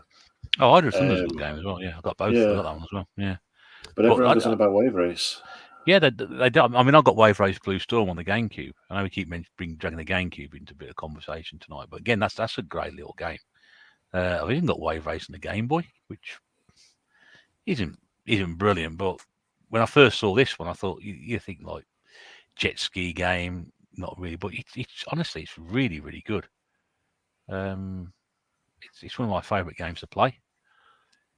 If I did dig the dust, get the brush the dust off the N64, it's something I do. Dylan said it took Nintendo until the Wii and the DS to really recover from the mistakes of the N64 era. GameCube was a great system, but the mistakes of the N64 hurt them badly. Do we agree? I don't know. I think it was also the monster of the PlayStation at the time, because that was just like that took over, didn't it? So I think that's another reason why. Sorry? And it was out first, the PlayStation. Yeah, but I think that's probably the reason why the GameCube didn't particularly do so well, like because the PS2 was a massive thing as well. So I think by that point, PlayStation was ingrained in people's minds. Wasn't Nintendo last to come out as well? Because I think Saturn came out as well, wasn't it? Yeah, it came out like a good couple of years later or something. So it was really down in that regard. Yeah, but I don't know. It could have been a mixture of all things. Really, it's like you don't really know unless you were there. That's true. Nintendo made stray decisions like tiny, stupid discs. I like the discs on the game. I love the discs. I think it was a good idea. That it always feels special when you get a little tiny disc, and I don't know why. Yeah, I think that was a great idea. I've got a lot of time for that console. That's another one to come back to another time. Dylan said he'd want to be a Debbie Downer. It's not the worst console ever made. It just fell short of what the SNES did before it. It has some good games, just not too many. Yeah, and that's my opinion to the T. I don't hate it. I just don't think it's got the library, especially coming from a single player perspective. I mean, 239 games. I think, it is a small library as such. And I always thought there were way more than that. I think somebody asked me that a few years back. It's about 400 and something or other, but I was maybe getting towards that. If you can count all the American exclusives or the Japanese exclusives, then it builds up. But I tend not to. I tend to keep it to the region that you're in as such. So I'm thinking 239. That's a lot smaller than I thought it was, but that is a surprise. Danny says Nintendo haven't strayed too much of the cartridges. We look at all their systems: the GameCube, the Wii, and the Wii U. Only foray into discs. Philip says GameCube got a bit overlooked by many with the massive sales of PlayStation 2. Eddie says Nintendo only survived on its profits from the NES and the SNES for years. The Wii was their last chance. Yep, I think I'd argue maybe the Game Boy as well. Oh, sorry? I'd argue maybe the Game Boy as well. Because they dominated the handheld market, really. Yeah. Oh, yeah. I mean, it's massive successful, wasn't it? Yeah. Mind you, when you look at some of the opposition that came out, it wasn't really... there wasn't much opposition. I mean, okay, you had the colour consoles, but there was a limitation. The fact that, the battery life was about 3 minutes, wasn't it? and compared to the size, I know the original Game Boy was quite big, but compared to that, having now seen in person the size of a Lynx, it's like a handheld console. You need a small rucksack to carry that around in the game. So I love the Game Gear. It's not much smaller. And when you start putting the Master System converter into the top of the Game Gear, it gets ridiculous. But anyway, I the Wii was their last chance. If the Wii had failed, I think then that would have been it really. Again, I think after the failure of the Wii U, the Switch had to be a big success. Otherwise, it might have been catastrophic. But again, Switch is a phenomenal machine, though. It is. I mean, it shows they can do it, doesn't it? It shows that they make the right games for the right markets. Oh, the cat's here. Yep. And got again. Was that for luck? No, she just walked by. So, Have you got an opinion on the N64? oh, what's going on? What do you think? I love it. That's not what her face is saying. We're not in Yorkshire now. That's it. Yeah. I'm trying to sit your hand up it. That's the other thing. This is cute, but there we go. Impractical, says Rob. Philip says, I like the idea of Nintendo going to game discs. Liam's here, Retram. Good evening, mate. Hope you're all right. Duncan's here as well, another Nintendo fan.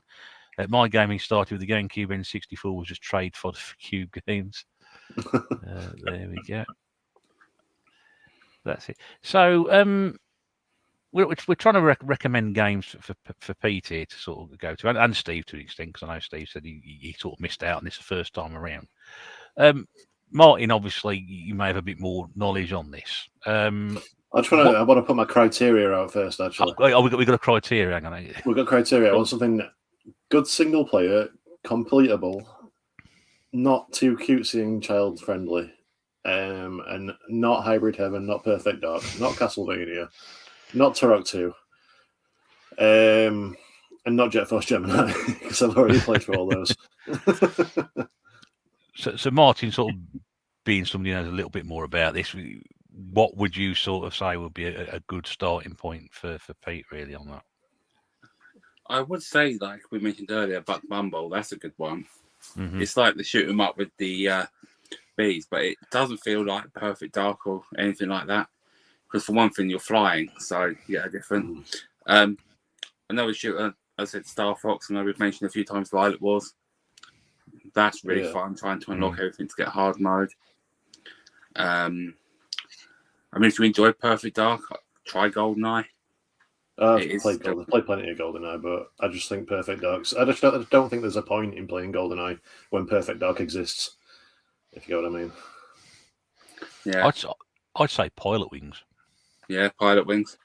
Is that really a completable game though? Because it's basically just like a sandbox, isn't it? You do get tasks and all goals and all that, don't you? Yeah. Mine's got no sand in it. It's a box. but sorry. Boom, but boom. yeah, Where's Basil? It's sitting over there, mate. Yeah, keep yourself quiet. But it says here tons of aerial challenge for you to master. So from that point of view, yes, there is things on here you can achieve and complete. I mean, I've been playing it on the Switch Online. Pilot was playing through it, and I'd agree with Russ. So that's a good one. I'd also tried, as a Pokemon Snap. It's a different game, like a photography one, which you don't see many of. Yeah, played a bit of that. Yeah, Diddy Kong Racing, because it's mostly completable, because you do get a single player story where you have to win loads of races and challenges, and there's mirror mode for single player afterwards as well. It's just, you then get like the multiplayer options, so it's kind of like Perfect Dark in that regard, I guess, but racing. Trying to think. I mean, Zelda, if you haven't done Ocarina of Shadow Man. I've done Ocarina of Time a few times, and I hate Majora's Mask. Shadow Man's a terrible game. I don't care what anybody says. It says it's awesome there.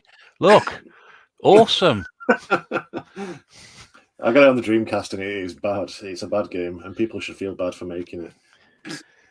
I've run out of recommendations, so the next game I'll go to is the Premier Manager 64, which I wouldn't recommend to anybody. Oops, shit, I love Premier Manager 64. It's an awesome game. Yeah, I'd say the Star Wars ones, particularly I've done Shadows of the Empire and Rogue Squadron. Yeah, I've done both of those, and I really hate Episode 1 Racer. I know I'm alone in that one, but I just hated it. You hate it? What's wrong with it? Yeah. It's boring to look at. There's no, until you get to, the last lap of the race, there's no background music, if I remember rightly, and it just, all you can hear is like a hum of your engine. It just sounds very, very boring. That's No, it just, yeah, but it just didn't captivate me at all. So you're just listening to a hiss while you're watching deserts fly by, and it's just not fun. Or you listen to Anakin Skywalker scream when you crash. Yeah, that is a bonus. There's a slight guilty pleasure in that, though, isn't there? Yeah. Sure.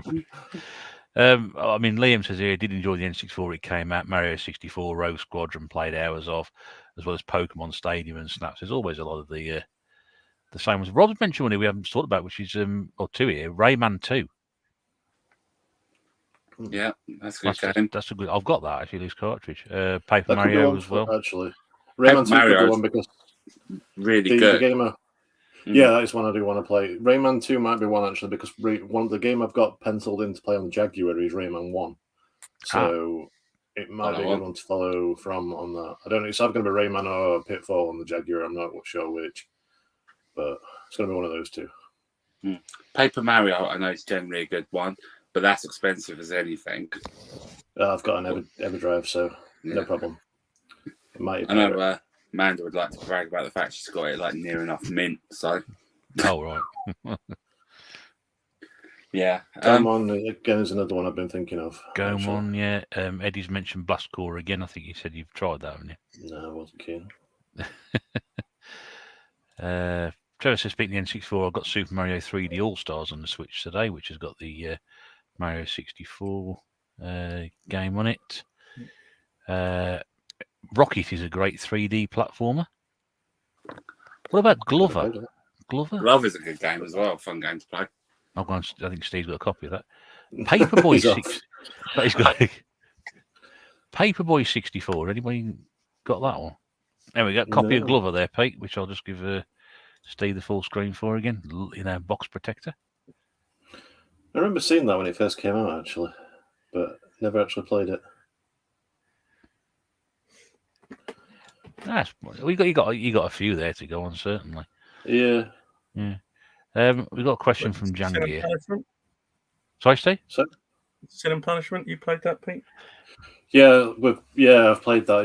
It's not really my cup of tea. I got it on the Wii when they first brought it out onto Virtual Console. I bought it then, and it's. I was just going through what's on the Switch N64 library at the moment. So yeah, it's not. I don't really rate it very highly. I know a lot of people do, but I don't really. Just while you're doing that, Steve, is Paperboy on that list? Not yet. No. Hang on, we got a question and a possible confirmation of an answer here. So Martin's changed angles. You got to turn your sound on, Martin. I had to move because my phone was down to like 10% and the wire won't reach. So. That's all right.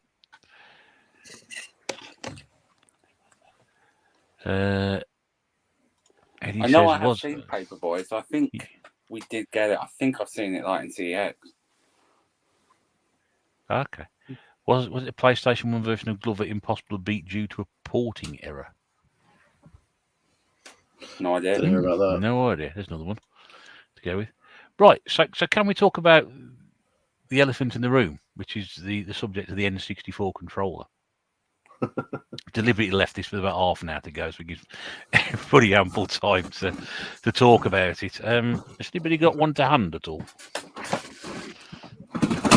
I got the wireless switch one. I'm just trying to see if I've got the right one here. Oh, now I've got right. We all got these bloody controllers to hand. Right, there we go. Right, I've got this one. I don't see a problem with it. What's that one? That's the Retro Fighters one, where they really did fix a problem there. Yeah, they did, didn't they? There's a big problem missing out of that one. Yeah, for sure. Really good controller. Love that controller. Yeah. I've managed to find one here. There we go. Martin's got a grey one. I've got a blackish one here. I've got a gold one somewhere. Yeah.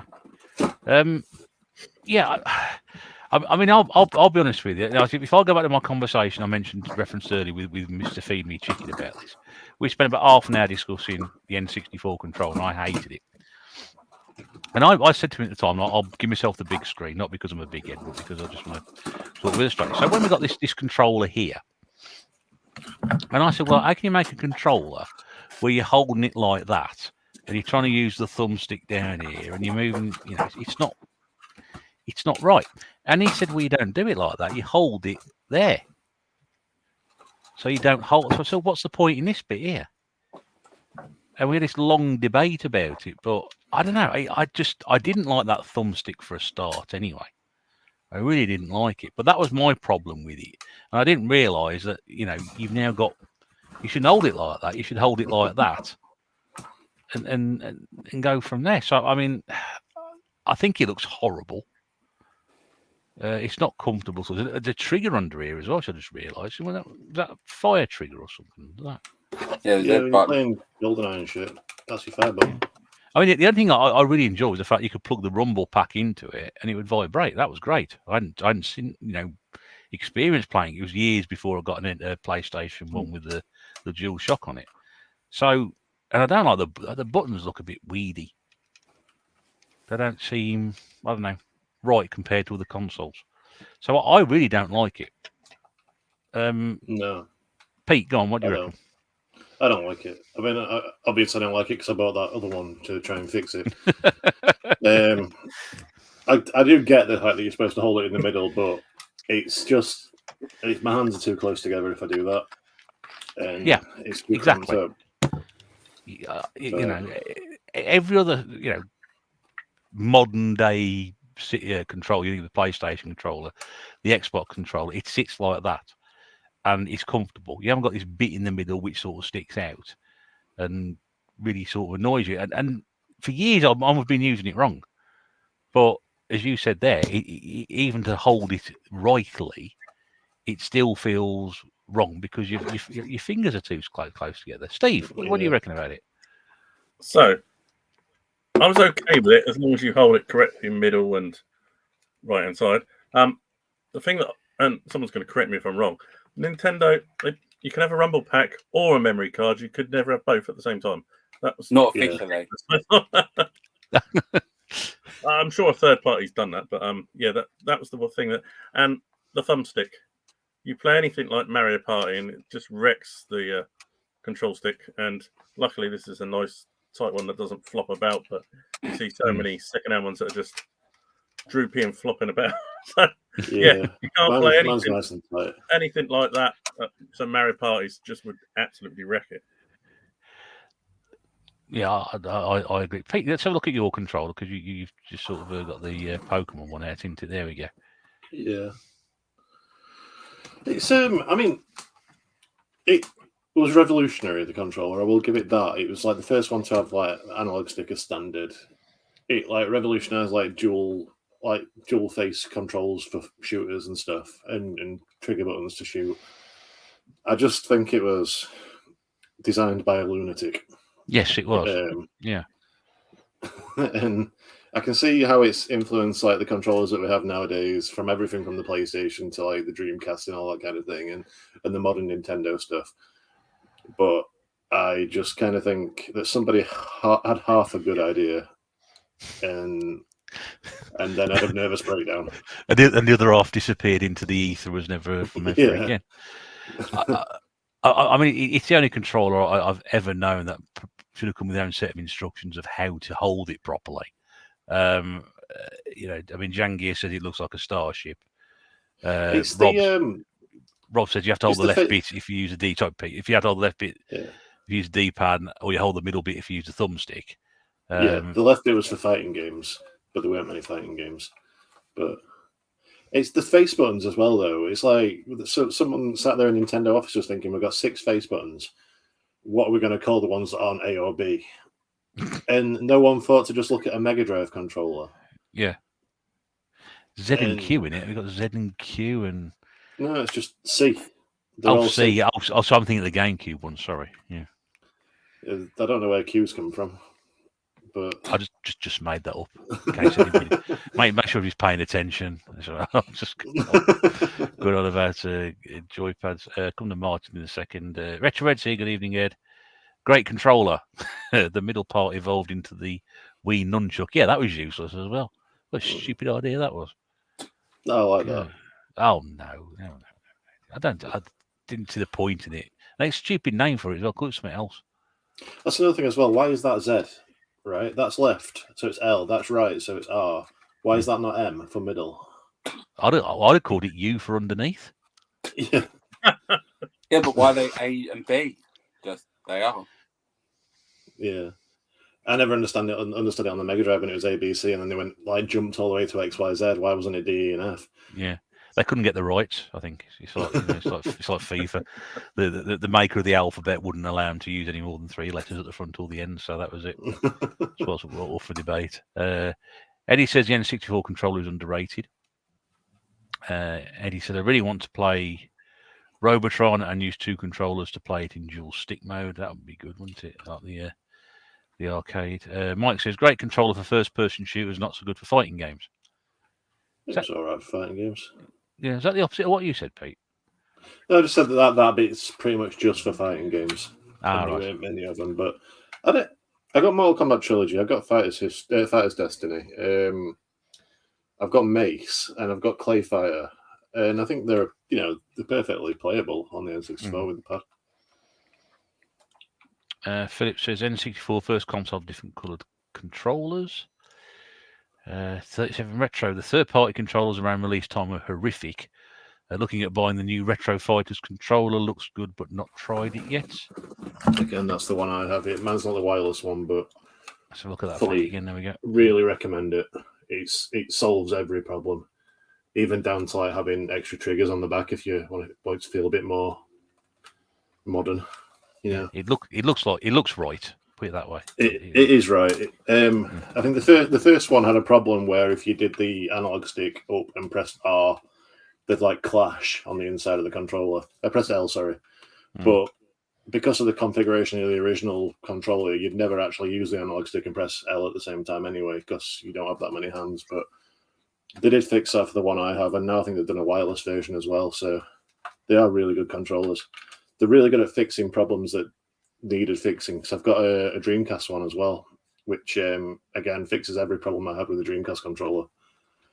But they've also done they've made controllers for every system now, every system you can think of, and to me that's kind of pointless because the Mega Drive controller and the PlayStation controller are virtually perfect in my opinion. But the N64 and Dreamcast ones are well worth a buy, definitely.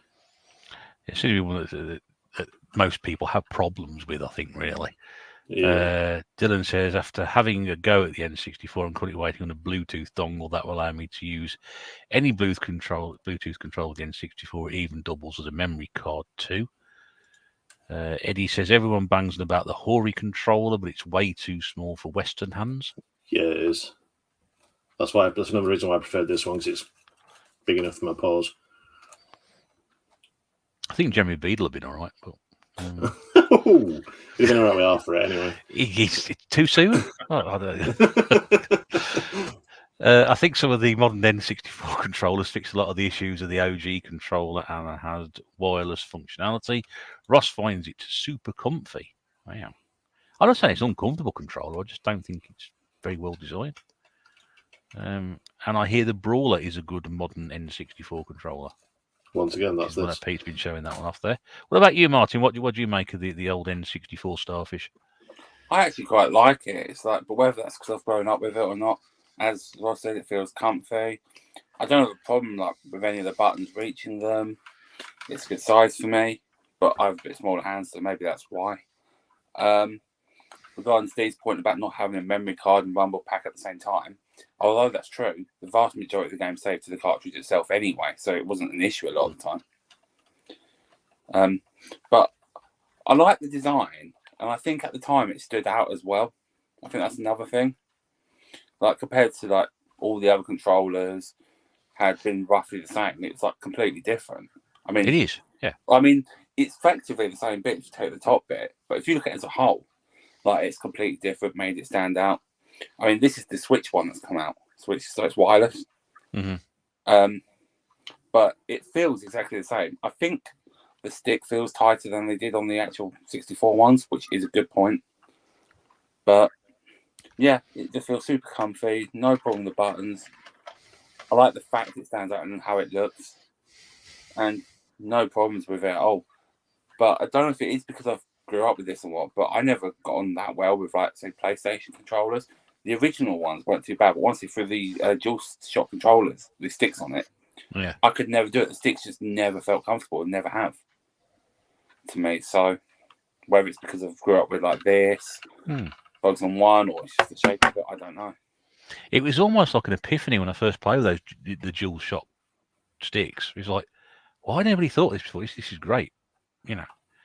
It did take me a little bit of a while to get, but I immediately adapted to it, and I can't really imagine now playing, PlayStation game, especially without, if I could use a D-pad for something.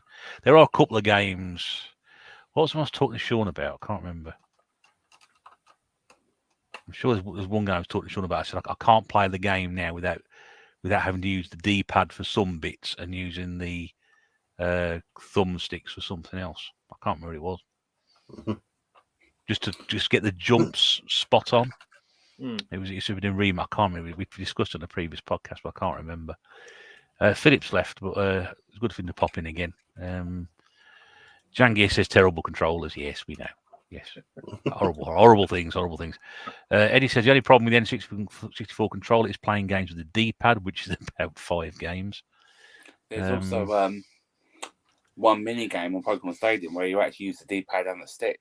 You don't touch the button, so you end up holding it like that kind of thing. But it's like otherwise you say it's either the buttons and the stick, so you hold it sort of like you had it like that, or like that. But no, you hold it like that. But it's only like one mini game, but it feels comfortable to me. It feels like natural. So it sounds like it's pretty redundant, the D-pad and that sort of thing. Really, I don't know why they put it on there. To be honest, then again, they still do. The only time you use it in modern games is like to change weapons and stuff like that. As a directional controller, it is redundant. In modern I was going to say, is there much call for them nowadays? Not really. It's like joysticks. Who uses a joystick now to try and play a modern game with? You couldn't. Fighting games still. You still need either a microswitch joystick or a D-pad for fighting games. But apart from that, no. Ross says my only control pack from back in the day that still works is the third-party Rumble pack that had 4 control packs built in, which solved the problem. Yeah, I think I had a memory card that had like 4 memory cards in one. You just press the button and it switched between. Yeah, mine's got a little button there that you press. It's something I could never get my head around as well with the N64 is like notes and pages or whatever for saving games. You bought a memory card on your PlayStation, it had 15 blocks, you could save 15 games. And you buy like a memory card for a GameCube, and it's like, this has got 3,600 blocks and 75 different notes or whatever. And it was crazy. I still don't understand an N64 memory card, or even how you even check to delete your console stuff out, because you've got to hold some kind of crazy button combination when you boot it out.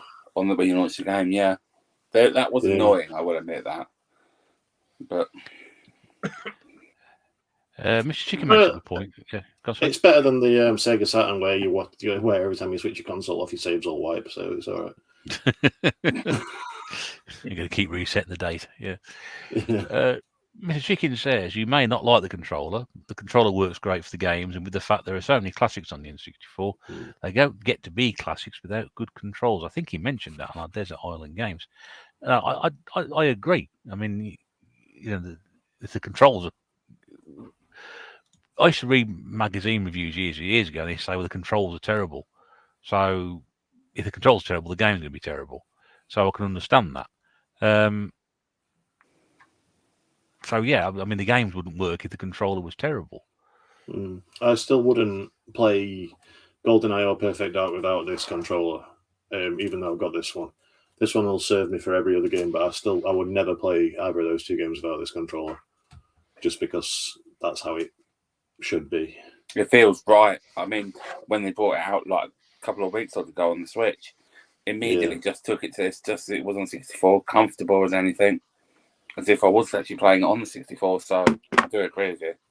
I got Perfect Dark on the 360 when it first came out, the remaster of that, and playing it on the like, you know, the Xbox controller with the twin sticks and everything, it just felt like every other FPS going. It didn't feel special. Yeah, even the same with GoldenEye, where they've recently released it on the Xbox. Like on the Xbox controller, it's like it feels like GoldenEye, but it doesn't feel exactly like it did. So I do know what you mean. But I mean, every other game I think is a terrible controller for it, but those two games I wouldn't ever stray from that one. Dylan said it's an iconic controller. I'll give it that. It was brought out at the time when 3D games were the next big thing. I applaud Nintendo for pushing boundaries and thinking outside the box, which they usually do. They usually have their idea on this. They threw the box away without looking at the instructions first, though, didn't they? You need the instructions. Where are the instructions gone? Mrs. Bear said D-pads are just for menus. Eddie uses his D-pad and more on my PS5 controller than the analog sticks. Mr. Chicken says you need the D-pad for Top Gear Rally. Eddie says some people say the Xbox has good games, but all of their controllers suck. No. Oh, yeah. I'm a PlayStation boy, but apart from like the original, like the Duke, apart from that one, all the Xbox controllers have been fine. Yeah, I can't use the original Xbox controller. It's too big for my hand. I literally can't hold it. Apart from when I played Tiger Woods randomly. I have to use like the smaller one. So, sort of getting towards the end now. Steve, would you recommend the N64 to anybody if they want? You know, said okay, well, they said, well, if you could recommend an old retro console to me, would the N64 be one that would spring to mind as a recommendation for someone? So, without getting into the debate of what's retro, we'll gloss over that. Okay, we'll just call it an old console for argument's sake. It's from the 90s, it's old. If I was going to recommend a Nintendo console, I'd recommend Super Nintendo or the GameCube over the N64. Okay. So not one that you'd sort of recommend. It's just somebody. got nostalgia for me. So not as a classic Nintendo card, go GameCube or Super Nintendo. For me, they're more nostalgia. So yeah, I think the 3D, the Nintendo were trying something new, and it just hasn't aged well. I don't think so.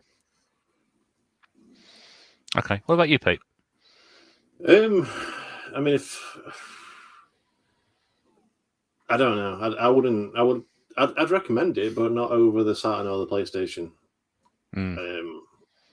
I think it was a very strong generation. It was a generation that when I really came of age, really. So it's the generation that I like best. But I do think that it was the weakest of the big three in that at that time. I know. Objectively, I'm wrong because the Sega Saturn just died on its arse. But in my opinion, I couldn't recommend it over those two just for the games that are on the machines. I mean, for me, it's a tricky one because if you go back in time, it was a very iconic console for all, you know, a gaming experience. If you were playing with friends, you mentioned earlier that the social gaming aspect of it, and I think from that point of view, for me, you get the old rose tinted specs on and think, yeah, it was a really good console. And then you look at, and there are some good games on it. There's no doubt about it. Does it, you know, are there enough games beyond the party aspect or the group playing aspect to recommend it to somebody? I think it's 230 on, 39 games. Could you recommend, 20 off the top of your head? Probably just about, but could you recommend any more than that? And no, I think I would say if you're a fan of Nintendo, yes, I'd recommend it to you. But I think for anybody, generally speaking, I would find it hard to say, oh yeah, you definitely need to try this, because I think very much it's a console of its time. It captured that specific point, which we'll never go back to, as discussed before, of the experience of getting a load of mates around and playing it. So for me, I think it's a difficult one I would recommend to people. Martin, what about you?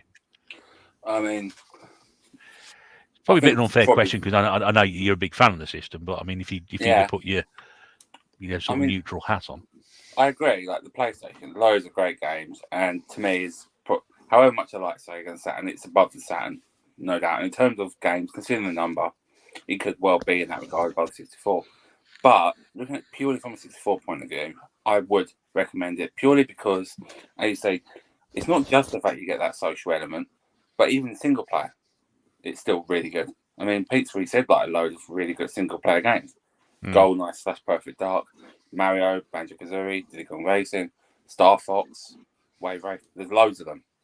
So whether you want to play by yourself or as a party, in which case you get Mario Kart, Mario Party, Pokemon Stadium, GoldenEye again, etc. It's like good for single people who want to play by themselves or with others, and especially if you want bigger numbers, because I think it made it easier because it had the 4 controller ports as well. And also, I think because there's like it might not seem it to some people, but I think it's quite a diverse range, really. It's like when you get racing, you get normal car racing, such as whatever Ridge Racer, you get rally, you get like kart races, you get futuristic races, you get motorbike racing. Fighting, like you've got Smash Bros, which is different to like the side-on fighters. You get the platforms like Mario, you get party games, you get loads of different sports games, shooters. There's actually quite a range of different types of games. So, although, as you say, there is a small catalogue, I think it covers a lot in that catalogue. So, it would be a good thing for someone to try it because you can try so many things and you're covered if you want to do it by yourself or with other people. In terms of we mentioned sort of the alternative way of sort of doing, boxed or loose. From your point of view, Martin, being a loose collector, is it a relatively cheap system to collect for if people are thinking to start doing it? I mean, it wasn't that long ago. I know I looked, and you could pick up so many good games for like under a tenner each. I'm talking probably like near 6 or 7 quid each. I think episode 1, I don't think it was that much. Star Fox. I think even like GoldenEye and Zelda are only about £20 each, and they're worth it for that much because there's so much to them. I mean, you said F1 is dirt cheap, for example. That's a really good game. Other ones like Buck Bumble, Extreme G, they're all good and they are actually really cheap. Though the wrestling games are pretty cheap as well. They are, yeah.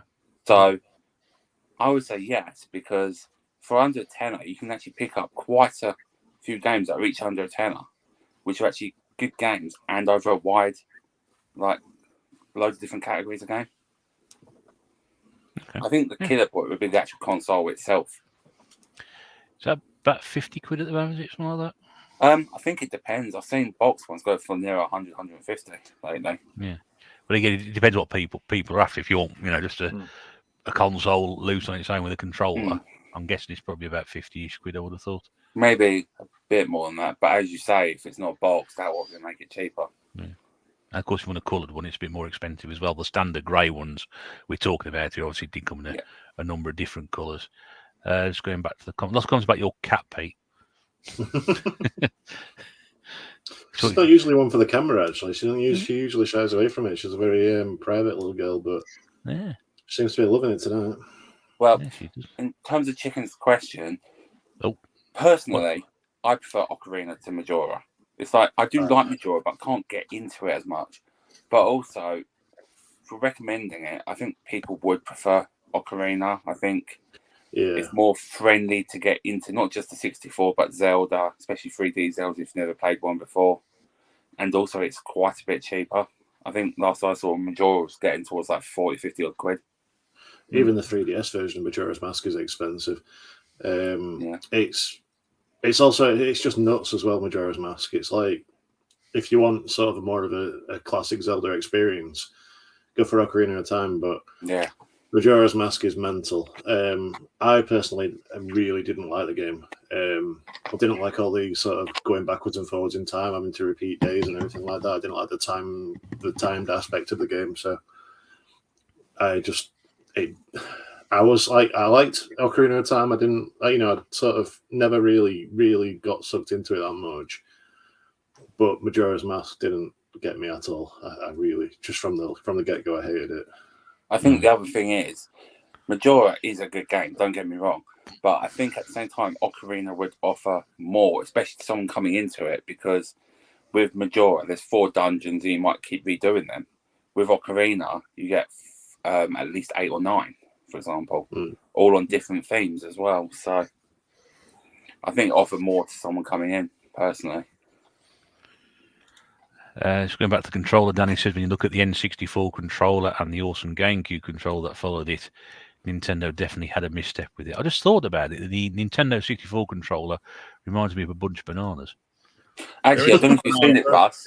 You can actually buy a skin, at least in America, you can a skin that was actually make it look like a bunch of bananas. I think it's a Donkey Kong promotional thing. Didn't they also have the N64 yellow with the banana tips as well? I think so, yeah. Like, and the skin right at the bottom, like here. Yeah. It's got like the black lines through the tip of the banana. I did not know that. I wish I'd seen that now. I might have actually swung me over a bit towards it. But, I kind of want that, actually. Yeah, I'm thinking exactly the same now. I hate this controller. I must buy one because it looks like a bunch of bananas. I do agree, though. I think the GameCube controller, however much I love the 64 controller, is a much better controller. It is. It's like my favourite one. It's another one of those ones, though, which isn't really any good for anything apart from what it's meant for. But it's meant for a lot more than the N64 one. It works in a lot more games than the N64 one does. But also, the GameCube controller felt sturdy as well. The GameCube controller felt like you could knock a wall down with it and it wouldn't break. That's one of the things I loved about that. Hooded Gamer said Beetle Adventure Racing wasn't mentioned. We might not have mentioned it at the end there, but I know we did discuss it a little bit earlier on. And also, that's the game that got rebranded in Australia to be, I think it's HSV, Adventure Racing. So it's like the 243rd game if you include the Australian lot for PAL. The banana controller would be quality with Donkey Kong. I think that's what it came out for. Same with the sleeve you could get. Jangir says, do a well, Mr. Bond, while stroking the cat. I will not. He will not. Not a performing monkey. Ocarina of Time is a masterpiece, says Jamie Jangir again. Great system overall, despite the terrible controllers. Interesting question from Duncan. We might finish on this one. It's a good point. How many games needed the expansion pack? That's a pricey add-on. I was surprised how much these things cost now. I couldn't believe it. In CX, I think. How much, Steve? 45, I think they are now. I think the last time I saw them, they were 30, 35 quid. I couldn't quite believe it. Yeah. I mean, I got mine that long ago, 4 or 5 years ago, most. And I think it's like 50 quid for it at Majora. And now it's like 50 quid by itself. Yeah, I got one about 4 or 5 years ago. And it didn't cost much at all. I think it was about 10 or 15 quid. But in terms of the games, I think the only one that actually needs it to play at all is Donkey Kong. However, and Majora, sorry. But Perfect Dark needs it to run. I think is it the multiplayer or the single mode? It's one or the other. It does. Perfect Dark you can play. Yeah, you can play multiplayer without the with a lot of the weapons and stuff, and a lot of the levels trimmed out of it without it. But you need it for the single player and for the whole multiplayer experience. You need it in. Yeah, I remember. If you use it on Hybrid Heaven, on the kind of, they have like a sort of fighting mode where you can just play the battles, and you could unlock the actual expansion pack as an arena to fight on top of. It does actually say on my copy of Hybrid, it says designed for the expansion pack there. Yeah, I think you could play without it. I know. That's what I paid for it, by the way, as well. I did actually pay $4.99 for that one. I know a load of games did like get extra bonuses or boosts if you use it. For example, I think Rogue Squadron gets a graphics update. Castlevania also needs one. Well. Yeah, Castlevania. Yeah. Pokemon Stadium 2, I think they you can play them perfectly fine without, but you get like graphics boosts or extra little bits if you play the expansion pack. But I think it's really only Donkey Kong, Majora, and Perfect Dark on the main ones. At least in PAL, anyway. So in answer to your question, Duncan, surprisingly more than we thought. Because I'm quite sure it's as many as that.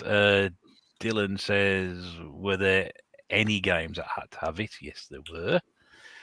Ross said it's more impressive how many games won't work if you have the expansion plugged in. Well, so far I haven't had any not work, so might have What got lucky games there. don't run? Silicon Valley on early versions won't boot, but there are only a few. But that's the most famous example. Yeah, I didn't know that either. Strange. I don't think I still have the original jump pack on mine, so yeah. I hope I don't want to play those games. Upgrade your system, but don't plug it in for anything else. Let's take it out. Crazy. I know they used to give you a little sort of like spoon spatula thing to take the jump pack out with, but I think they're not easy to get out, are they? No, I think I had to use a teaspoon on mine because I never got the thing when I bought my pack. Were there two models of the expansion pack? Because when my friend had one when we were in his teens, he had one with a red lid that went in with the lid attached, and I'm sure it was an official one. But I've got an official one now that's only the same size as the jump pack, and you can put the original lid over. That's the only one I'm aware of, but it is possible they did, or that could have been an unofficial one. I know they do exist. I've got two official ones in two of the consoles, and the third console I've got there is definitely a third-party one. It's got a game sticker on it. Yeah. So my God first knows one was what the state of that console is, but anyway. My first one was a third-party one, and it did have the red thing on top of it. But I'm sure his was an official one, and it was like when they first came out. So, because I think he got it with a game. I think it was bundled with the game. It came with Donkey Kong originally. Did it come with Lilac Wars as well? No, that was the Rumble Pack. No. Okay. Yeah. Rumble Pack came with Lilac Wars because you had a bigger box version, more like sort of like A4 size. I've got it from big thing, got one off Dana, but then that one they released it smaller, normal size without it. But no, it came with Donkey Kong. Ross's comment here. I think I saw something recently saying that's actually not true. It was something else why they did it. It's just that's what's believed, but they might just be denying it. But it was like an official person who worked on the game apparently was saying it. 25 years later, we'll never know, will we? We'll never know. The great mysteries of all time. A memory leak. Well, that's interesting. I've never had a memory leak before. Okay, well, we're near the end, so it's probably a good time to finish on that one. So, yeah, I hope everybody watching and listening has learned a bit more about the N64. We shared our experiences, and, if it's not a system that you've tried, or perhaps you tried back in the day and perhaps couldn't get on with, or it passed you by, or it's maybe the one Nintendo console you never got on with, like we seem to have said tonight. Why not give it a go again? I mean, as Martin says, it's, game-wise, relatively cheap if you just want loose cartridges, although you may have to put a bit of outlay out for the original console, but certainly one, it's one of these consoles that will be debated over and over and over again. As I said before we started, I think it's one of these consoles that splits people right down the middle. You either like it or you don't. There's no middle ground on this one. I think with a lot of consoles you can find, good, bad, middle. This one, I think it's either it's a good thing or it's a bad thing. And I think that's where it lies, possibly. And I think a lot of it's down to the controller. Well, yes, the control doesn't help, but it's a small part of it. As Femi Chicken mentioned in the comment earlier, if the controller was that bad, then the games would all be bad. They're not. So I think it's a lot of developers left because it was cartridge based, and the games didn't fit on. They were also really strict about the content at that point as well. It's like people had to modify if there were any kind of like violence in the games or sexual content. They had to really modify the games for Nintendo to accept them, like they do with Duke Nukem and stuff like that. So I think a lot of people were put off by that, but also Nintendo kind of didn't like the third-party thing. They wanted more control over what came out. There's a surprise. I think that's why the Switch is so great now for me, is because everything comes out on it. Like not like the AAA games, but like everything, every indie game you can think of really comes out on the Switch, and it's like it's got such a massive library. Right then, well, we'll knock that on the head. Thanks to Pete as always for coming in and No problem. Keeping his track record of tNb appearances up, and thanks to Martin for suggesting the subject as well. Nice to have you on again, Martin. Couple in a row for you as well, and a big thank you especially to Steve Cooper's World, who stepped in at very short notice this afternoon to come and provide his opinions. Steve, it's appreciated, mate. We'd love to have you back on again to perhaps discuss another Nintendo system or some other Nintendo related. Maybe not my least one in future. Well, I'll have to arrange with your missus first, obviously, and make sure that we're not interrupting your Sunday. But no, I appreciate you coming on, mate. It's been great to have you on, and I hope you enjoyed it as well. I was going to say something else then as well, but I've forgotten. Don't worry. Guys, I'll drop you backstage and we'll have a chat afterwards. But thanks again. If you'd like to give everybody a wave before you go, we'll see you again soon.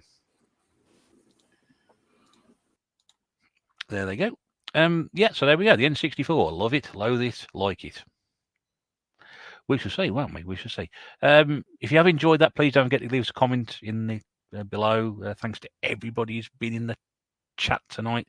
Loads of people tonight. Once again, great to see so many people popping in, sharing your thoughts and opinions. You know, we said before, you are the 5th panelist or the 4th panelist, or how many people we have on. So we always like to interact with the comments. It does slow things down a little bit, I know, and I do try and get through everything people put there. But if you're coming on and making a contribution, I think it's important to show that, and that's why these things take a little bit longer to do. So what we're going to do? So we're back in 2 weeks' time, and that's going to throw me into it. I can't remember, 5th of March, something like that. I'm pretty sure it is. Not sure what we're doing yet, but we'll think of something. And we're heading towards our 3-year anniversary. We'll be 3 years old in March as well, so we may do a slightly different episode for that one. I don't know. In the meantime, thanks very much for watching. Do check out the guys on their channels, the Geek Master. Do check out Pete's channel as well, Pete Fighter 2. Steve Cooper's World's put a video up as well today. He's got lots of Nintendo stuff in his channel. It's really interesting. That go along and show Steve a bit of your support. He'd really appreciate that. We'll see you again in 2 weeks' time. Thanks very much for watching, and apart the usual problems we've had, hope you enjoyed it, and we will see you very soon. But until then, do take care and bye for now.